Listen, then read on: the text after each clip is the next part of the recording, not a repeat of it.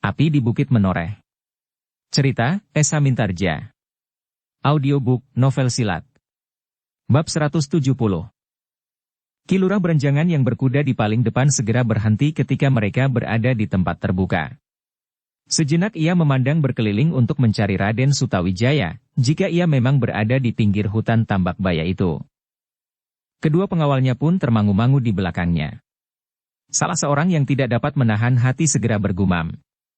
Kita tidak menemukannya juga di sini. Ki Lurah Berenjangan menarik nafas. Katanya, kita akan menunggu di sini. Menunggu siapa? Bertanya pengawalnya yang lain. Raden Sutawijaya. Di sini? Kenapa di sini? Ki Lurah Berenjangan termangu-mangu sejenak. Tetapi ia hanya menjawab, kita menunggu saja di sini. Kedua pengawalnya menjadi heran. Apalagi ketika mereka melihat Ki Lurah Berenjangan turun dari kudanya. Ditambatkannya kudanya pada sebatang pohon perdu di atas rerumputan yang hijau. Kedua pengawalnya berpandangan sejenak. Namun keduanya pun berbuat serupa itu juga. Kita duduk di sini, berkata Ki Lurah. Kedua pengawalnya bagaikan terpukau oleh perintah itu dan mereka pun duduk dengan tidak banyak pertanyaan. Kita menunggu Raden Sutawijaya. Sampai ke daerah yang dibukanya. Aku tidak mengerti, seorang pengawalnya berdesis. Mudah-mudahan kali ini kita akan mendapatkannya. Sambil menggelengkan kepalanya pengawal yang sudah mencari Raden Sutawijaya lebih dahulu itu bergumam. Benar-benar membingungkan. Apakah sekarang ini Raden Sutawijaya sedang tidak berada di mana-mana seperti yang dikatakan orang? Ki Lurah Berenjangan memandang pengawal itu sejenak, lalu. Mudah-mudahan ia akan berada di tempat ini. Kita menunggu semalam ini. Semalam suntuk, bertanya pengawal yang lain. Ya. Sampai Raden Sutawijaya datang. Pengawal itu mengeluh. Katanya. Dingin, dan sejak siang tadi aku belum makan. Ki Lurah tersenyum. Jawabnya. Kau adalah seorang pengawal. Dan kau mempunyai kedudukan seperti seorang prajurit. Jangankan sejak siang tadi, bahkan sejak kemarin pun kau tidak boleh mengeluh. Jika aku berada di peperangan, aku tidak akan mengeluh. Tetapi melihat bulan purnama dengan perut lapar, aku mempunyai pertimbangan tersendiri, jawab pengawal itu. Ki Lurah tertawa. Katanya. Sekali ini, kita akan tetap menunggu. Terdengar pengawal itu berdesah. Dan Ki Lurah berkata, kita akan berjaga-jaga bergantian. Kita bagi malam ini menjadi 3 bagian. Yang berjaga-jaga yang pertama kali mendapat giliran sampai bulan itu tepat di tengah. Kemudian yang kedua sampai menjelang dini hari. Dan yang ketiga, sampai matahari terbit besok pagi. Siapa yang pertama? Bertanya pengawal yang seorang. Terserah. Aku yang pertama. Demikianlah mereka telah membagi diri. Meskipun demikian kedua orang yang tidak sedang bertugas pun tidak segera dapat tidur karena malam masih terlampau dangkal. Mereka masih dengan ragu-ragu menunggu kedatangan Raden Sutawijaya dari tempat yang tidak diketahui oleh kedua pengawal itu. Sekali-sekali ketiganya mengangkat kepalanya, jika mereka mendengar aum harimau di kejauhan. Apalagi apabila kuda mereka menjadi gelisah dan meringkik. Tetapi jika kuda-kuda itu menjadi tenang kembali, maka ketiga orang pengawal dari Mataram itu sempat melihat dedaunan yang kekuning-kuningan diwarnai oleh cahaya bulan yang terang mengapung di langit. Namun demikian sebenarnya lah mereka tidak begitu tertarik kepada cahaya bulan di dedaunan dan kepada bulan itu sendiri. Mereka menjadi benar-benar merasa jemu. Meskipun demikian mereka telah memaksa diri untuk menunggu di tempat itu semalam suntuk seperti yang dikatakan oleh Ki Lurah Berenjangan. Tetapi Ki Lurah Berenjangan sendiri tidak yakin bahwa yang ditunggunya akan datang. Bahkan kemudian ia pun telah dilanda pula oleh kejemuan. Namun Ki Lurah Berenjangan tetap berniat untuk menunggu. Meskipun ragu-ragu namun ia masih mengharap bahwa perhitungannya benar. Ketika bulan merayap semakin tinggi, maka mulailah para pengawal yang duduk di pinggir alas tambak baya itu diganggu oleh perasaan kantuk. Mereka menyelimuti diri mereka dengan kain panjang untuk melindungi gigitan nyamuk yang tiada henti-hentinya mengganggu mereka. Kemudian 2 orang yang tidak sedang bertugas berjaga-jaga segera mencari sandaran. Dan sejenak kemudian maka mereka pun segera tertidur meskipun setiap kali mereka terbangun oleh kegelisahan dan gigitan nyamuk alas tambak baya. Di belahan malam pertama, mereka tidak menjumpai persoalan apapun juga. Suara harimau terdengar jauh sekali meskipun cukup menggelisahkan kuda-kuda yang tertambat. Tetapi harimau sama sekali tidak mengejutkan hati para pengawal itu, karena mereka bertiga yakin akan dapat melawannya jika seekor harimau datang menyerang. Ketika bulan sampai di puncak langit, maka para pengawal itu pun berganti tugas. Yang sudah lebih dahulu tidur, segera menggantikan kawannya yang sudah terlalu lelah menahan kantuk. Tetapi sampai menjelang dini hari, orang itu pun hanya duduk terkantuk-kantuk, tanpa ada peristiwa apapun juga. Yang bertugas terakhir adalah justru Ki Lurah Beranjangan sendiri, di saat-saat yang paling malas. Di dini hari rasa-rasanya nikmat sekali tidur bersandar sebatang pohon dan berselimut kain panjang sampai ke kepala. Namun pada saat yang demikian Ki Lurah Beranjangan harus duduk berjaga-jaga. Untuk menghilangkan kantuk dan kejemuan, Ki Lurah Beranjangan mengambil sebuah batu sebesar kepalan tangan. Dilemparkannya batu itu ke dalam rimbunnya batang alang-alang. Kemudian dicarinya batu itu sampai dapat diketemukan. Dengan demikian maka Ki Lurah Beranjangan berhasil menahan kantuknya. Tetapi ia tidak mudah melawan kejemuannya untuk tetap menunggu. Meskipun demikian, ia harus memaksa diri untuk tetap berada di tempat itu. Selain karena kedua pengawalnya sedang tidur lelap, ia memang masih saja mempunyai harapan betapapun tipisnya. Bulan di langit yang merayap semakin ke barat, semakin lama menjadi semakin rendah. Bahkan kemudian hilang di balik dedaunan pepohonan liar di alas tambak baya, sementara wajah langit di ujung timur menjadi semburat merah. Hampir fajar, desis Ki Lurah Beranjangan kepada diri sendiri. Dan kami dengan sia-sia telah berada di sini semalam suntuk. Dengan lesu Ki Lurah kemudian duduk bersandar sebatang pohon di sebelah kawan-kawannya. Namun pada itu, tiba-tiba saja telinganya yang tajam mendengar derap seekor kuda. Semakin lama menjadi semakin jelas. Dengan ragu-ragu Ki Lurah Beranjangan berdiri. Ketika ia yakin bahwa ia memang mendengar derap kaki kuda, maka ia pun segera berjalan menyongsongnya. Mudah-mudahan bukan orang lain. Pohon di sebelah kawan-kawannya. Dalam keremangan Ki Lurah Beranjangan melihat penunggang kuda mendekatinya. Namun agaknya penunggang kuda itu pun sudah melihatnya, karena Ki Lurah memang berdiri di tengah-tengah jalan. Karena itu maka derap kuda itu pun menjadi semakin lambat, sehingga akhirnya berhenti beberapa langkah di hadapan Ki Lurah Beranjangan. Raden Sutawijaya, sapa Ki Lurah Beranjangan. Ki Lurah Beranjangan yang maju semakin dekat melihat dengan jelas, bahwa penunggang kuda itu memang Raden Sutawijaya. Raden Sutawijaya yang melihat Ki Lurah Beranjangan itu pun dengan tergesa-gesa meloncat turun. Dengan gelisah ia bertanya. Apa yang telah terjadi, Paman? Ki Lurah Beranjangan tersenyum. Ia tidak mau mengejutkan Raden Sutawijaya. Katanya. Tidak ada apa-apa, Raden. Tetapi kenapa Paman ada di sini sendiri? Aku membawa 2 orang pengawal, jawab Ki Lurah sambil berpaling. Ternyata kedua pengawal itu sudah terbangun pula dan menggeliat berdiri. Raden Sutawijaya termangu-mangu sejenak, lalu. Tentu ada persoalan yang penting. Bagaimana dengan ayahanda? Tidak apa-apa. Memang kami sedang mencari Raden Sutawijaya, tetapi tidak oleh persoalan yang terlampau mendesak. Kenapa Paman tidak menunggu saja aku kembali? Raden. Ki Lurah menyahut dalam nada datar. Aku ingin Raden segera menghadap ayahanda, meskipun tidak dalam keadaan yang mendesak. Seorang pekerja mengatakan bahwa Raden sedang menunggu purnama terbit malam ini. Itulah yang mendorong kami menunggu Raden di sini. Raden Sutawijaya menegang sejenak. Dipandanginya Ki Lurah Beranjangan dan kedua pengawalnya berganti-ganti. Terasa sesuatu telah menyentuh perasaannya. Raden. Ki Lurah meneruskan. Ketika aku sampai di tempat ini dan ternyata Raden Sutawijaya tidak ada, maka aku pun bertekad untuk menunggu Raden di sini. Persetan dengan pekerja itu, geram Raden Sutawijaya. Tetapi aku kira orang itu tidak berbohong. Ia berkata sebenarnya. Tentu ia tidak akan dapat mengarang sebuah cerita tentang bulan purnama. Sekarang, apakah yang Paman perlukan? Potong Raden Sutawijaya. Apakah aku harus menghadap ayahanda? Jika demikian, marilah kita segera pulang. Apapun alasan Paman berada di sini. Ki Lurah Berenjangan menarik nafas dalam-dalam. Lalu katanya, "Baiklah, Raden. Sehari penuh kemarin kami mencari Raden. Sekarang barulah kami menemukannya. Apakah aku sudah terlambat?"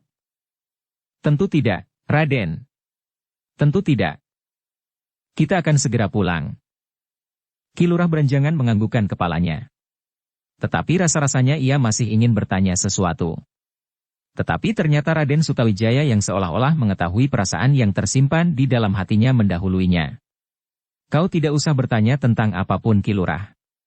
Kita kembali. Cepat." Ki Lurah Berenjangan menelan pertanyaannya yang sudah hampir meloncat dari bibirnya, bahkan kemudian katanya, "Marilah, Raden. Aku akan mengambil kudaku." Ki Lurah Berenjangan dan kedua pengawalnya pun kemudian mengambil kudanya yang tertambat. Namun dalam pada itu, agaknya Raden Sutawijaya sudah tidak telaten lagi menunggu mereka. Maka Raden Sutawijaya pun kemudian mendahuluinya memasuki hutan Tambak Baya. Sementara itu langit di timur menjadi semakin terang. Bulan yang turun di ujung barat telah tidak nampak lagi di langit. Ternyata hutan Tambak Baya masih cukup gelap. Untunglah bahwa mereka adalah pengawal-pengawal yang berpengalaman, sehingga meskipun tidak dapat maju dengan cepat, namun mereka dapat berjalan terus. "Ki Lurah," salah seorang pengawalnya berbisik. "Sebenarnya permainan apakah yang sedang kita lakukan ini?" "Permainan yang mana maksudmu?" "Raden Sutawijaya pergi dengan diam-diam, kemudian setelah kita tunggu di sini semalam suntuk, tiba-tiba saja kita ketemukan Raden Sutawijaya agaknya baru kembali dari bepergian. Apakah Ki Lurah mengetahuinya dari manakah kira-kira Raden Sutawijaya itu?" Ki Lurah Berenjangan tersenyum. Sesaat dipandanginya bayangan di dalam keremangan pagi di hadapan mereka. Raden Sutawijaya agaknya tidak menghiraukan lagi, apakah Ki Lurah Berenjangan berada dalam jarak yang jauh atau dekat di belakangnya. "Bagaimana Ki Lurah?" desak pengawal itu. Raden Sutawijaya tidak akan mendengarnya. "Kau memang selalu ingin tahu saja," gumam Ki Lurah Berenjangan. "Semalam suntuk kita menjadi makanan nyamuk. Sebaiknya Ki Lurah memang mengatakannya, yang lain mendesak juga." Ki Lurah Berenjangan tertawa perlahan. Katanya, "Bukankah sudah kalian ketahui bahwa Raden Sutawijaya pergi untuk melihat bulan purnama?" "Ah," desah pengawal itu. Ki Lurah berolok-olok. "Siapa yang mengatakan bahwa Raden Sutawijaya pergi melihat bulan? Bukankah kau sendiri? Tetapi apa yang dilakukan sebenarnya?" Sekali lagi Ki Lurah tertawa. Dan kedua pengawalnya menjadi tidak sabar. Katanya, "Ki Lurah jangan berolok-olok saja." Ki Lurah masih tertawa. Katanya kemudian, "Sebenarnya lah Raden Sutawijaya sedang melihat bulan. Tetapi bukan bulan yang terapung di langit. Aku sudah menduga bahwa Raden Sutawijaya sedang didesak oleh kerinduan. Karena itu maka agaknya Raden Sutawijaya telah pergi ke Pajang. Sejak kalian mencarinya, Raden Sutawijaya tentu sudah berangkat." "Ah, kenapa ia pergi ke Pajang?" Dengan keras hati Raden Sutawijaya menolak ajakan Ki Gede Pemanahan. "Tetapi kenapa tiba-tiba saja ia pergi?" Sebenarnya Raden Sutawijaya tidak pantang pergi ke Pajang. Tetapi ia sudah terlanjur berkata, bahwa ia tidak akan menginjak lantai istana Pajang sebelum Mataram menjadi sebuah negeri yang ramai. Jadi hanya istana Pajang. Dan apakah yang dilakukannya sekarang di Pajang? Kalian memang bodoh. Bukankah perempuan yang sedang mengandung itu berada di Pajang? Semangkin, putri Kanjeng Sunan Prawata yang diangkat anak oleh Kanjeng Ratu Kalinyamat. Ya, yang seharusnya diserahkan kepada Sultan Hadiwijaya itu. Oh, keduanya mengangguk-anggukan kepalanya. Salah seorang dari mereka berkata, "Kenapa Ki Lurah tidak mengatakannya sejak kemarin? Jika kami mengetahuinya, maka tugas kami semalam suntuk ini tidak akan terasa terlampau berat dan menjemukan. Hampir saja aku tidak tahan lagi dan memaksa untuk kembali. Aku pun belum yakin. Tetapi bagaimanapun juga, kalian tidak akan dapat ingkar atas tugasmu." Kedua pengawal itu saling berpandangan sejenak. Namun salah seorang dari mereka pun kemudian berkata, "Ki Lurah benar. Senang atau tidak senang, jemu atau tidak jemu, kami memang harus menjalankan tugas kami dengan baik. Tetapi jika tugas itu terasa ringan, maka sudah barang tentu akan dapat kami lakukan lebih baik lagi. Sudah terlanjur. Apakah aku harus mengulangi sekali lagi? Ah, ada? Ketiganya pun terdiam. Ketika mereka menengadahkan wajah mereka ke langit, nampak cahaya pagi mulai membayang. Beberapa langkah di hadapan mereka, Raden Sutawijaya nampaknya menjadi semakin kecil karena jarak yang semakin jauh. Cepat. Kita susul Raden Sutawijaya, berkata Ki Lurah Beranjangan. Kedua pengawalnya tidak menjawab. Tetapi kuda-kuda mereka sajalah yang berlari lebih cepat. Namun di dalam perjalanan itu, para pengawal tidak henti-hentinya menilai tindakan Raden Sutawijaya. Tetapi mereka mengerti bahwa Raden Sutawijaya adalah seorang anak muda yang keras hati. Kemudaannya lah yang telah membawanya pergi ke Pajang, mengunjungi Putri Kalinyamat itu. Apalagi gadis itu memang sudah bukan gadis lagi karena ia sudah mengandung. Dalam pada itu, selagi Ki Gede Pemanahan berbaring sendiri di dalam biliknya, telah datang mengunjunginya seorang yang dikenalnya dengan akrab, bahkan seperti saudara sekandungnya, Ki Juru Martani. Ki Juru Martani terkejut ketika ia melihat Ki Gede Pemanahan berbaring dengan wajah pucat. Karena itu maka dengan tegang Ki Juru Martani itu pun duduk di pembaringan sambil meraba tubuh Ki Gede yang lemah. "Kenapa kau, Adi Pemanahan?" bertanya Ki Juru. Tetapi Ki Gede Pemanahan tetap tersenyum. Katanya, "Aku tidak apa-apa, Kakang. Barangkali aku terlalu letih. Karena itu aku perlu beristirahat." "Tetapi luka-luka itu?" oleh Kanjeng Sultan. "Luka-luka itu sudah hampir sembuh." "Mungkin luka-lukamu sudah hampir sembuh. Tetapi nampaknya ada luka di dalam hatimu. Itulah agaknya yang parah." Tetapi Ki Gede Pemanahan tertawa. Katanya, "Kau masih saja senang menebak. Tetapi kali ini kau keliru, Kakang. Aku tidak apa-apa." Tetapi Ki Juru beringsut sambil berkata, "Jangan membohongi saudara tua. Nah, katakan, apa yang sedang kau pikirkan? Sekali lagi aku akan menebak. Dan sekali lagi aku tidak akan salah pula. Kau tentu memikirkan anakmu." Ki Gede Pemanahan mengerutkan keningnya. Katanya kemudian dalam nada yang datar, "Kau memang pandai menebak, Kakang. Tetapi apakah kau dapat menebak, apakah yang telah dilakukan oleh Sutawijaya?" Ki Juru tersenyum. Katanya, "Tentu, Adi Pemanahan. Aku tentu dapat menebak dengan tepat pula." Wajah Ki Gede berkerut. Namun ia masih mencoba tersenyum dan bertanya, "Nah, apakah Kakang Juru dapat menyebutnya?" Ki Juru Martani masih tersenyum. Katanya, "Tentu karena anakmu tidak pernah ada di rumah. Tetapi itu suatu pertanda baik. Anakmu tentu keluar masuk hutan dan barangkali goa-goa dan bukit-bukit yang sepi. Di sana anakmu akan mendapatkan kesejukan rohani dan akan lebih menguntungkan bagimu dan bagi Mataram, jika Raden Sutawijaya dengan demikian akan menjadi seorang ksatria yang linui." Ki Gede Pemanahan menarik nafas dalam-dalam. Sementara itu Ki Juru Martani berkata selanjutnya, "Adi, setiap orang sudah mengetahui bahwa putramu itu gemar mesu diri dan olah kanuragan serta kajiwan. Kau tidak perlu memikirkannya. Apalagi dengan cemas dan ketakutan. Serahkan segalanya kepada Yang Maha Pencipta." Namun justru kata-kata Ki Juru Martani itu rasa-rasanya membuat luka di hati Ki Gede menjadi semakin parah.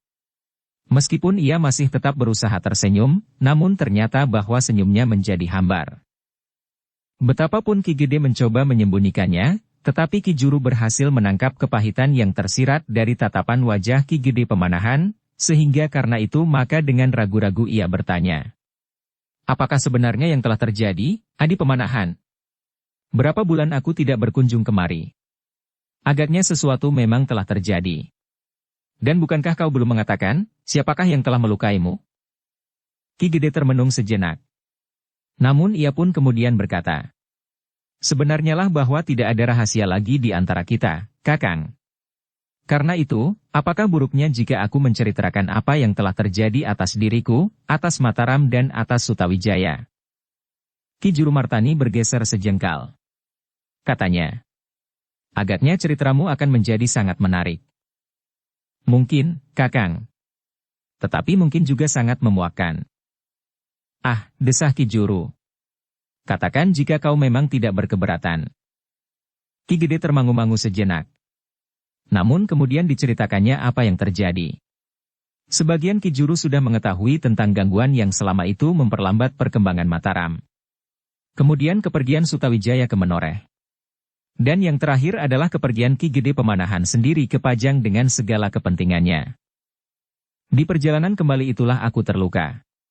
Ki Gede menutup ceritanya dengan menguraikan kejadian yang dialaminya di pinggir Kali Opak. Ki Juru Martani mengangguk-anggukan kepalanya. Tetapi wajahnya sama sekali tidak menunjukkan kesan bahwa Ki Juru Martani terkejut mendengar cerita itu, terutama tentang Raden Sutawijaya yang telah melakukan suatu perbuatan yang tercela. "Kakang," desis Ki Gede Pemanahan. "Bagaimanakah pendapat Kakang tentang hal itu?" Agaknya Kakang acuh tidak acuh saja mendengarnya. "Jangan salah mengerti, Adi Pemanahan. Sebenarnya lah bahwa aku sudah mendengar apa yang telah terjadi dengan putramu itu." Oh, wajah Ki Gede Pemanahan menjadi tegang sejenak. Namun ia pun kemudian menjadi lesu dan berdesah. "Jadi Kakang sudah mengetahuinya?" Ki Juru Martani mengangguk. "Maaf, Adi. Bukan maksudku untuk menambah Adi Pemanahan menjadi semakin berkecil hati. Berita tentang yang telah terjadi itu sudah banyak didengar orang. Apalagi mereka yang tidak senang kepada Jeheng Sutawijaya. Mereka telah menyiarkan berita itu, seakan-akan Sutawijaya telah melakukan perbuatan yang paling terkutuk di muka bumi." "Kakang, tetapi apakah tidak sebenarnya memang demikian?" Ki Juru Martani mengangguk-angguk. Katanya, "Memang demikian, Adi. Tetapi jika hal itu telah terjadi, maka yang perlu dipikirkannya adalah penyelesaiannya. Seperti aku katakan, aku sudah menghadap Sultan Pajang. Tetapi Sutawijaya tidak percaya bahwa Sultan Pajang telah benar-benar mengampuninya. Bahkan timbullah prasangka buruknya atas Untara dan prajurit-prajurit Pajang yang justru telah menolong aku di pinggir Kali Opak itu." Tetapi di luar dugaannya, ternyata Ki Juru Martani itu justru tersenyum. Katanya, "Itulah sifat anak-anak muda. Curiga dan kadang-kadang tanpa dipikirkannya masak-masak." "Kakang," berkata Ki Gede Pemanahan kemudian. "Apakah Kakang dapat menunggunya barang sehari ini? Ki Lurah Berenjangan sedang mencarinya. Mungkin ia akan segera pulang. Jika Kakang percaya bahwa Sultan Pajang berbuat dengan hati tulus, maka Kakang tentu akan bersedia menolong aku memberitahukan hal itu kepada Sutawijaya." Ki Juru merenung sejenak. Namun kemudian katanya, "Baiklah. Aku akan menunggu Raden Sutawijaya." Demikianlah maka Ki Juru Martani pun tetap tinggal bersama Ki Gede Pemanahan sambil menunggu kedatangan Raden Sutawijaya. Pembicaraan mereka pun kemudian berkisar mengenai perkembangan tanah Mataram yang nampaknya sangat pesat dan menggembirakan. Menjelang matahari mencapai ujung pepohonan, Ki Lurah Berenjangan mengiringi Raden Sutawijaya memasuki halaman rumahnya. Sutawijaya yang gelisah, segera menyerahkan kudanya kepada seorang pelayan, dan ia sendiri langsung memasuki ruang dalam. Ketika ia sampai ke pintu bilik ayahandanya, ia pun tertegun. Dilihatnya di dalam bilik itu Ki Juru Martani duduk di pembaringan ayahnya. "Oh," Raden Sutawijaya menundukkan kepalanya. "Pamanda Ki Juru Martani." Ki Juru Martani tertawa. Katanya, "Kemarilah, Sutawijaya. Sudah lama wakmu tidak bertemu. Aku menjadi sangat rindu kepadamu. Ketika aku datang dan aku tidak menemukan kau di dalam rumah ini, aku menjadi kecewa. Tetapi menurut ayahandamu, kau tentu akan segera kembali." Raden Sutawijaya tidak menyahut. Ia duduk dengan kepala tunduk di atas sebuah dingklik kayu di sisi pembaringan ayahandanya. "Ternyata kau telah benar-benar datang." Ki Juru melanjutkan. Raden Sutawijaya mencoba tersenyum. Tetapi senyumnya terasa sangat hambar. Beberapa saat lamanya Ki Juru Martani bertanya-tanya tentang tanah Mataram yang sedang dibuka. Kemajuan yang telah dicapai, dan rencana yang telah disusun. Semula Sutawijaya merasa canggung menanggapi pertanyaan-pertanyaan Ki Juru Martani. Ia merasa bahwa akhirnya pembicaraan itu tentu akan sampai kepada persoalannya. Persoalan yang di luar sadarnya telah melihatkan banyak pihak di dalamnya. Tetapi ternyata Ki Juru Martani sama sekali tidak menyinggung mengenai persoalannya dengan gadis Kalinyamat itu, sehingga lambat laun pembicaraannya menjadi lancar. Tanpa disadarinya, maka Ki Juru Martani telah membuka hati Raden Sutawijaya. Itulah sebabnya, Ketika mereka kemudian duduk berdua setelah mereka makan siang, barulah Sutawijaya menyadari bahwa ia telah terlibat dalam pembicaraan yang bersungguh-sungguh dengan Ki Jurumartani. Tetapi ternyata bahwa Ki Jurumartani mempunyai sikap yang agak berbeda dengan Ki Gede Pemanahan. Justru karena Ki Jurumartani tidak langsung mengalami persoalan itu pada putranya sendiri. Karena itulah, maka Ki Jurumartani dapat melihat peristiwa itu dengan lebih jernih. Namun ternyata pandangan mata hati Ki Jurumartani tidak terhenti pada bentuk wadah antara Raden Sutawijaya dan gadis Kalinyamat itu.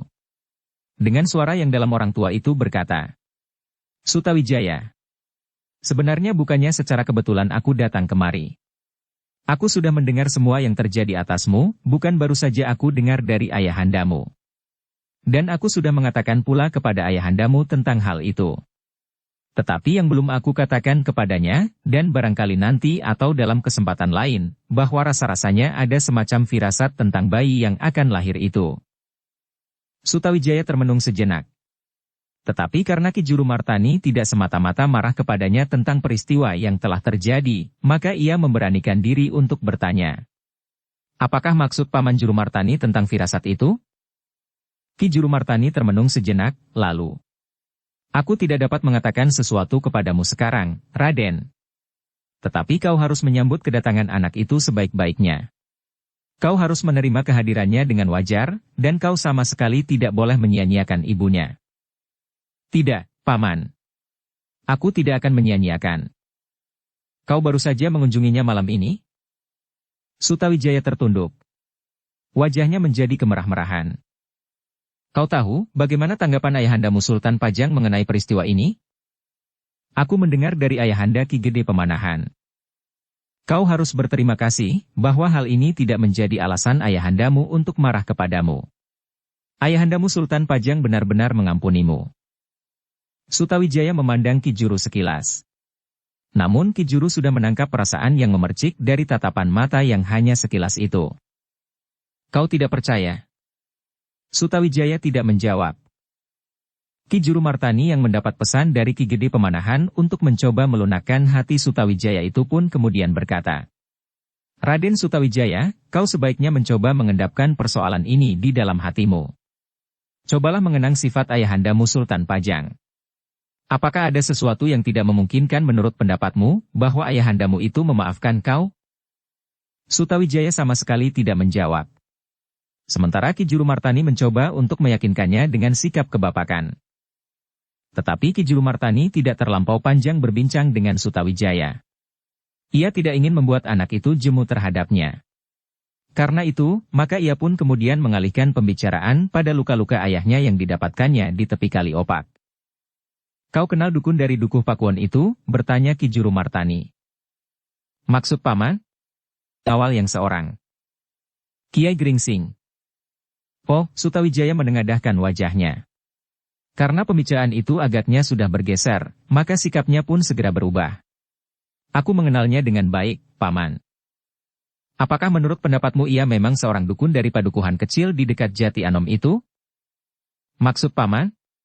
"Awal yang seorang. Apakah kau tidak melihat sesuatu yang dapat menumbuhkan persoalan di dalam hatimu tentang orang tua itu?" Raden Sutawijaya mengerutkan keningnya. Namun kemudian ia berkata, "Aku kurang mengerti maksud Paman. Jika yang dimaksud kemampuan olah kanuragan, sebenarnya lah bahwa Kiai Gringsing memiliki kemampuan yang luar biasa. Itu sudah dapat menumbuhkan persoalan." Sutawijaya pun kemudian menceritakan pertempuran yang luar biasa yang telah terjadi antara Kiai Gringsing dan Panembahan Alit. Pertempuran yang jarang sekali terjadi. Pertempuran antara dua orang yang memiliki ilmu melampaui orang kebanyakan. Ki Jurumartani mengangguk-anggukan kepalanya. Lalu katanya, "Bagaimana kalau Kiai Gringsing itu diminta untuk mencoba mengobati ayahandamu? Seperti yang dimaksud Ki Lurah Berenjangan? Banyak hal yang akan timbul. Orang tua itu tentu mempunyai pandangan yang jauh mengenai Mataram dan Pajang. Apakah ia pernah menyinggungnya?" "Sekali-sekali, Paman. Kadang-kadang Kiai Gringsing senang juga berbicara tentang Mataram dan Pajang." "Demak." Raden Sutawijaya termangu-mangu sejenak. Namun kemudian, memang ada sesuatu yang tersembunyi pada orang itu. Sejak aku menjumpainya di Sangkal Putung, sebenarnya aku telah diganggu oleh beberapa macam pertanyaan tentang dirinya. Sutawijaya, berkata Ki Jurumartani kemudian. Jika demikian, selagi Mataram menghadapi banyak persoalan sekarang ini, aku sependapat jika kau pergi saja ke Menoreh untuk menjemput Kiai Gringsing. Ia tentu tidak berkeberatan mengobati ayahandamu yang sedang sakit. Sakit ayahandamu bukan sekedar timbul karena ia terluka. Tetapi ada penyakit lain yang harus segera mendapat pengobatan. Maksud paman? Awal yang seorang. Ki Jurumartani tersenyum. Katanya, panggil sajalah Kiai Gringsing. Kau tidak usah mengatakan persoalan apapun juga, selain persoalan luka-luka dan sakit ayahandamu. Kau jangan mencoba mencari-cari sebab penyakit itu sendiri. Katakan apa yang nampak oleh penglihatanmu. Itu saja. Sutawijaya mengerutkan keningnya. Tetapi ia tidak bertanya sesuatu karena ia yakin bahwa Ki Jurumartani tentu tidak akan mengatakan lebih jauh daripada itu. Nah, marilah kita kembali ke dalam bilik ayahandamu. Kita akan berbicara tentang Kiai Gringsing. Kapan kau dan Ki Lurah Beranjangan atau salah seorang dari kalian akan berangkat ke Menoreh? Tetapi Kiai Gringsing sendiri waktu itu sedang terluka, paman, sahut Sutawijaya. Tentu saja jika ia sudah sembuh atau oleh kemauannya sendiri ia bersedia berangkat segera. Raden Sutawijaya merenung sejenak. Luka-luka Kiai Gringsing agaknya memang parah. Tetapi sebagai seorang dukun yang pandai dalam hal obat-obatan, Sutawijaya berharap bahwa keadaan Kiai Gringsing telah menjadi baik dan memungkinkan untuk pergi ke Mataram. Mudah-mudahan orang itu belum pergi ke Sangkal Putung, berkata Sutawijaya kemudian. Karena ia berada di Menoreh sebenarnya sekedar mengantarkan Ki Demang Sangkal Putung melamar anak perempuan kepala tanah perdikan Menoreh. Oh, begitu jauh? Apakah keduanya masih ada hubungan keluarga sehingga mereka ingin mempererat hubungan itu dengan perkawinan anak-anak mereka? Sepanjang pendengaranku mereka tidak pernah menyebut demikian. Jadi bagaimana mereka dapat menempuh jarak sejauh itu tanpa ada hubungan apapun?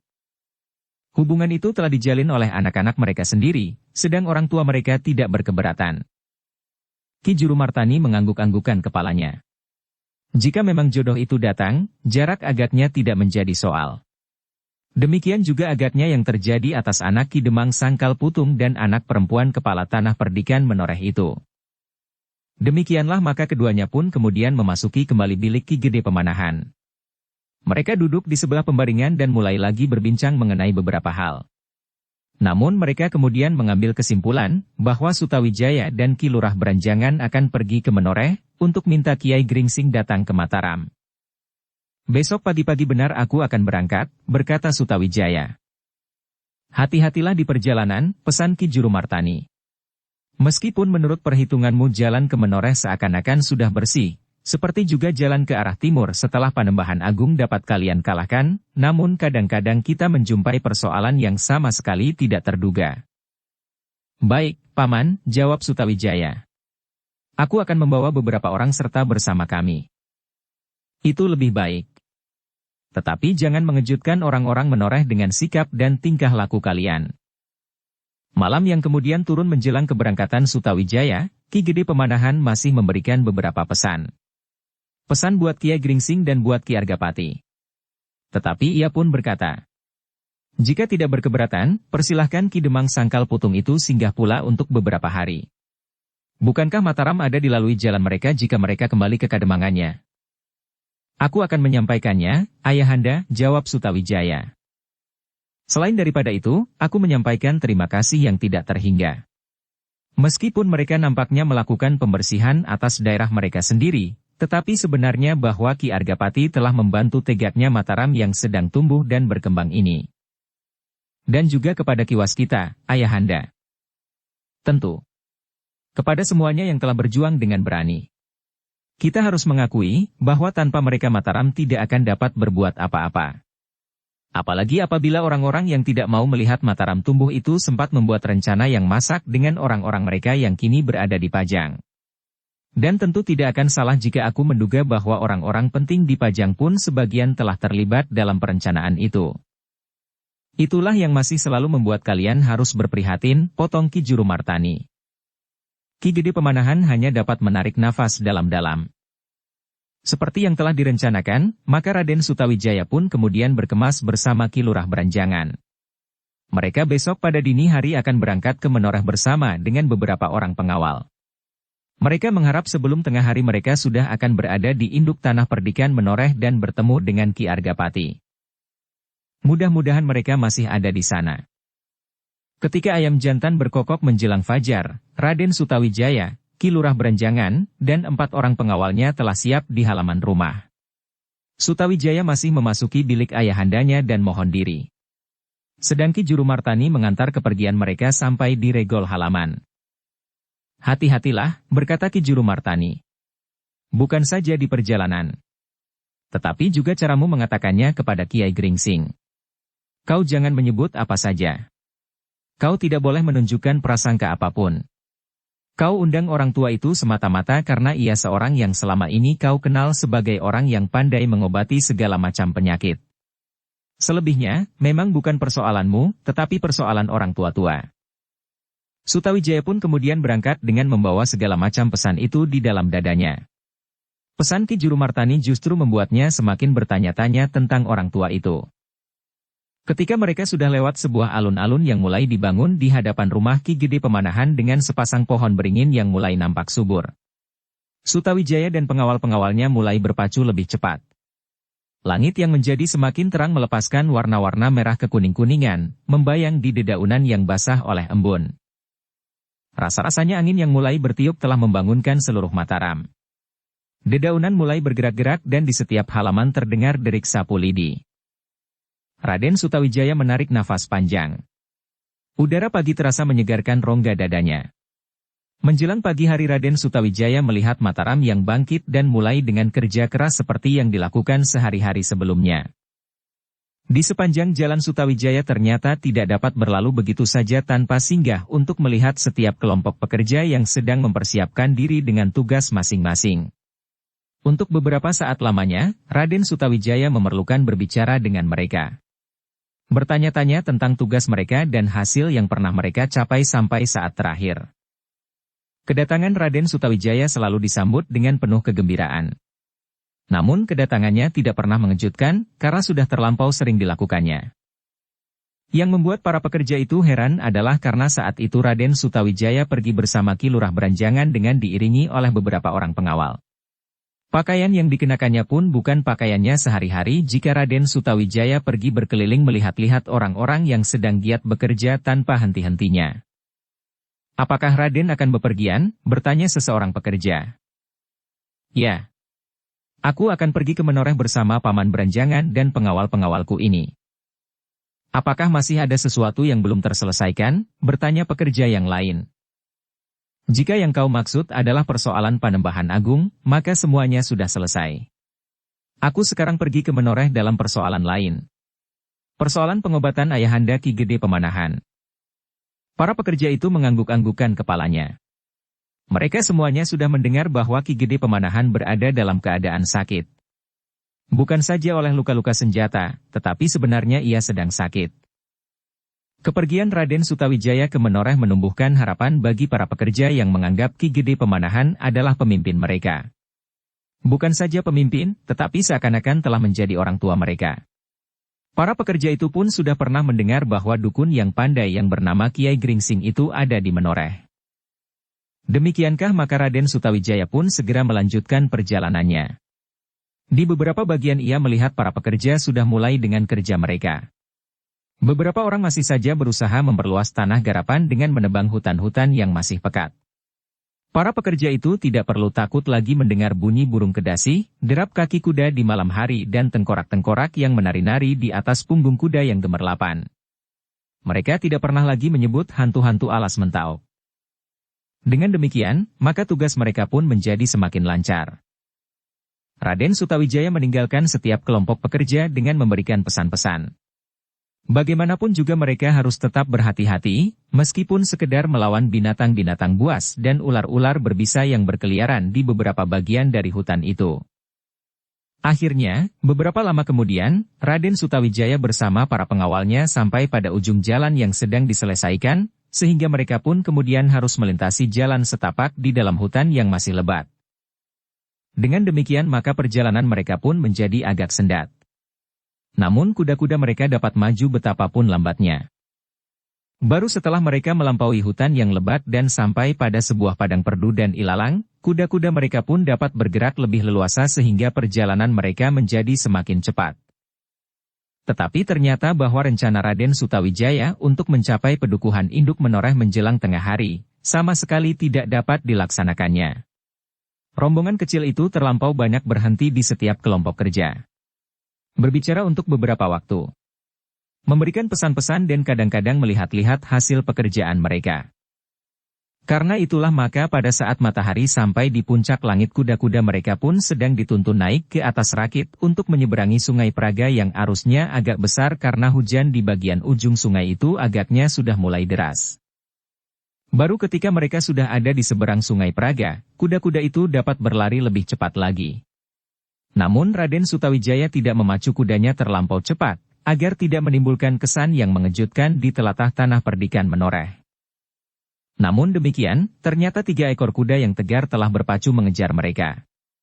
Kaki-kaki kuda itu berderap sambil melemparkan debu yang putih. "Siapakah mereka?" bertanya Raden Sutawijaya. Ki Lurah Berenjangan termangu-mangu. Namun bagaimanapun juga yang mengejar itu hanya 3 orang di atas punggung, 3 ekor kuda.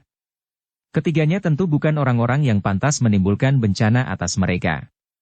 Jika mereka orang-orang Menoreh, maka mereka tentu tidak akan berbuat apa-apa, sebab mereka sudah mengetahui siapakah Raden Sutawijaya. Apalagi para pengawal tanah perdikan yang telah ikut memburu orang-orang di Padepokan Panembahan Agung. Sedangkan apabila mereka adalah orang-orang jahat, maka jumlah mereka terlampau sedikit untuk dapat berhasil merampas apapun dari Raden Sutawijaya dan pengawal-pengawalnya. Meskipun demikian, hati Raden Sutawijaya menjadi berdebar. Semakin dekat 3 orang berkuda itu, jantung Raden Mas Sutawijaya menjadi semakin cepat berdetak. Bukan karena ia takut menghadapi bahaya apapun juga, tetapi jika timbul salah paham maka ia akan berada dalam kedudukan yang sulit.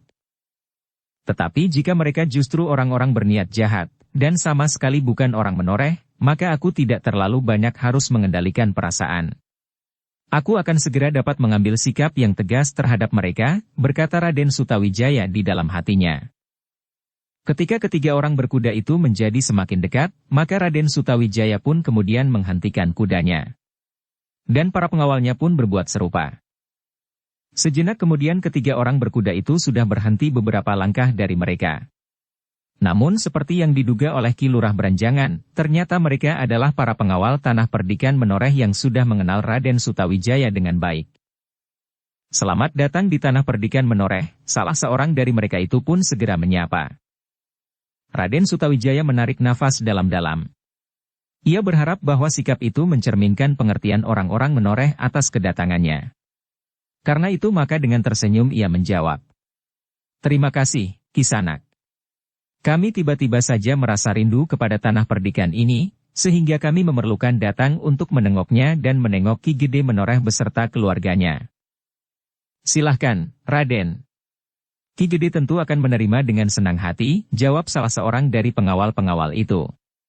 "Selebihnya tamu-tamu Ki Gede pun tentu akan senang sekali jika Raden datang mengunjungi mereka pula." "Siapa?" "Masih yang dahulu, Raden. Kiai Gringsing dan Ki Demang Sangkal Putung serta kawan-kawannya." "Apakah Kiai Gringsing masih belum sembuh?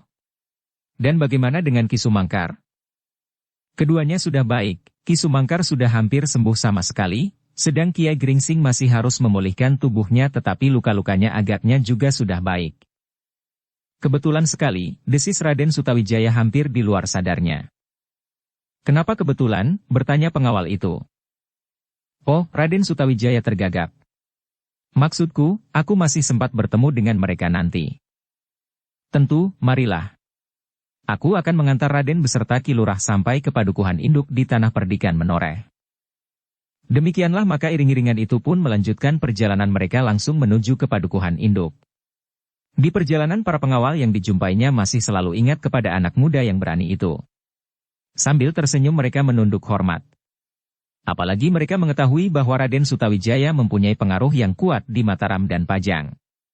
Senang atau tidak senang, orang-orang Pajang harus memperhitungkannya, sehingga ada di antara mereka yang terpaksa bekerja bersama dengan Panembahan Agung untuk membatasi perkembangan Mataram, dan jika mungkin memadamkan sama sekali daerah yang sedang tumbuh itu. Dan Daksina adalah salah seorang dari mereka yang telah terjerumus ke dalam bencana karena pokal mereka sendiri. Ketika iring-iringan itu kemudian memasuki padukuhan induk di tanah perdikan Menoreh, maka memang terasa kerinduan yang sebenarnya bergejolak di hati Raden Sutawijaya. Rasa-rasanya ia memang ingin bertemu dengan anak-anak muda, murid Kiai Gringsing yang hampir sebaya dengan umurnya. Bahkan rasa-rasanya ia ingin juga bertemu dengan Rudita yang di saat terakhir nampak memiliki kelainan dari saat-saat sebelumnya. Tetapi Raden Sutawijaya yang tergesa-gesa meninggalkan Menoreh saat itu tidak dapat melihat perkembangan jiwa anak muda itu. Ketika iring-iringan itu menjadi semakin dekat, maka seorang pengawal dari Menoreh itu pun segera mendahului untuk memberitahukan bahwa akan datang beberapa orang tamu dari tanah Mataram. Kedatangan Raden Sutawijaya pun kemudian telah mendapat sambutan yang ramah, namun dibayangi oleh berbagai macam pertanyaan. Meskipun demikian Ki Gede Menoreh menahan diri untuk tidak bertanya sesuatu lebih dahulu sebelum Raden Sutawijaya mengatakannya. Ia hanya sekedar mempersilahkan tamu-tamunya naik ke pendapa, menyapanya dengan adat kebiasaan mereka tentang keadaan dan kesehatan masing-masing. Sesaat kemudian maka tamu-tamu Ki Gede pun segera ikut duduk melingkar di atas tikar yang terbentang di pendapa. Ki Demang Sangkal Putung, Kiai Gringsing yang sudah berangsur baik dan kedua muridnya, serta Ki Sumangkar. Sementara Prastawa dan Pandan Wangi kemudian sibuk menyiapkan jamuan bagi tamu-tamunya. Tetapi Raden Sutawijaya tidak melihat Rudita di antara mereka. Juga ayahnya sama sekali tidak menyertai Ki Gede Menoreh menemuinya di pendapa. Demikian besar keinginannya untuk mengetahui tentang keadaan anak yang manja itu sehingga ia tidak dapat menahan diri untuk bertanya. Apakah Ki Waskita masih berada di sini? Ki Argapati tersenyum. Jawabnya. Mereka sudah kembali, Raden. Agaknya kedua orang tua Rudita belum sependapat melihat perkembangan jiwa anaknya. Apa yang terjadi? Rudita menjadi bertambah dewasa. Mengagumkan. Ia akan menjadi seorang yang disegani. Tidak dalam hal olah kanuragan, Raden, jawab Ki Argapati. Ayahnya berniat untuk tidak mewariskan ilmunya kepada anaknya. Menurut pertimbangan Ki Waskita, jiwa Rudita kurang mantap untuk memiliki ilmu yang dahsyat itu. Jika jiwa itu kemudian goyah oleh pengaruh kemanjaan di masa kanak-kanak yang terangkat lagi, maka akibatnya akan menjadi kurang baik. Ki Argapati berhenti sejenak. Apalagi perkembangan jiwa Rudita agaknya mengarah kepada kebesaran yang sejati. Kedamaian dan kasih. Ayahnya sedang berusaha memantapkan pilihan itu. Sebenarnya lah menurut Ki Waskita, kedamaian dalam kasih adalah kebesaran jiwa yang sebenarnya. Bagi orang yang berhasil maka olah kanuragan tidak lebih dari kekuasaan yang semu semata-mata, seperti bentuk-bentuk yang dapat diwujudkan dalam angan-angan itu. Raden Sutawijaya mengangguk-angguk. Ia dapat mengerti maksud Ki Waskita seperti yang dikatakan oleh Ki Argapati itu. Meskipun demikian ia masih berkata. Tetapi Ki Gede, dalam saat terakhir Ki Waskita masih juga mempergunakan ilmunya. Dapat dibayangkan, apakah yang akan terjadi jika Ki Waskita tetap pada pendiriannya untuk tidak berbuat apapun dengan kemampuannya yang tinggi itu. Ki Waskita mengetahui betapa dahsyat ilmunya itu, Raden. Sehingga ia pun dapat membayangkan, jika ilmu serupa itu jatuh ke tangan yang sesat seperti Panembahan Agung, apakah akibatnya? Jika ia kemudian terpaksa mempergunakan ilmunya, maka hal itu adalah karena pertimbangan yang tidak dapat dielakkannya lagi. Seperti yang Raden katakan, berapa korban yang akan jatuh karenanya. Jika Ki Waskita tidak memiliki ilmu itu karena pendiriannya, maka akibatnya pun akan seperti itu pula. Tetapi itu masih lebih baik daripada ada dua orang Panembahan Agung. Maksud Ki Gede. Masih lebih baik Ki Waskita tidak memiliki ilmu apapun daripada jika orang yang memiliki kemampuan seperti Ki Waskita itu namun karena kelemahan jiwanya justru berpihak kepada Panembahan Agung. Raden Sutawijaya pun mengangguk-angguk pula. Kini ia mengerti sepenuhnya.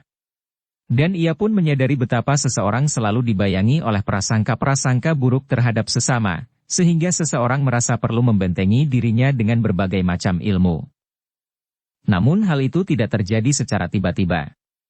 adalah merupakan pengalaman bahwa sepanjang masa yang panjang, ternyata telah dibayangi oleh pertentangan-pertentangan dan sifat kekerasan antara sesama. Dan hal itu terjadi sejak manusia dijauhkan dari penciptanya oleh dosa. Dan sejak itu pula manusia hanya dapat merenungi ketenangan dan kedamaian dengan penuh kerinduan.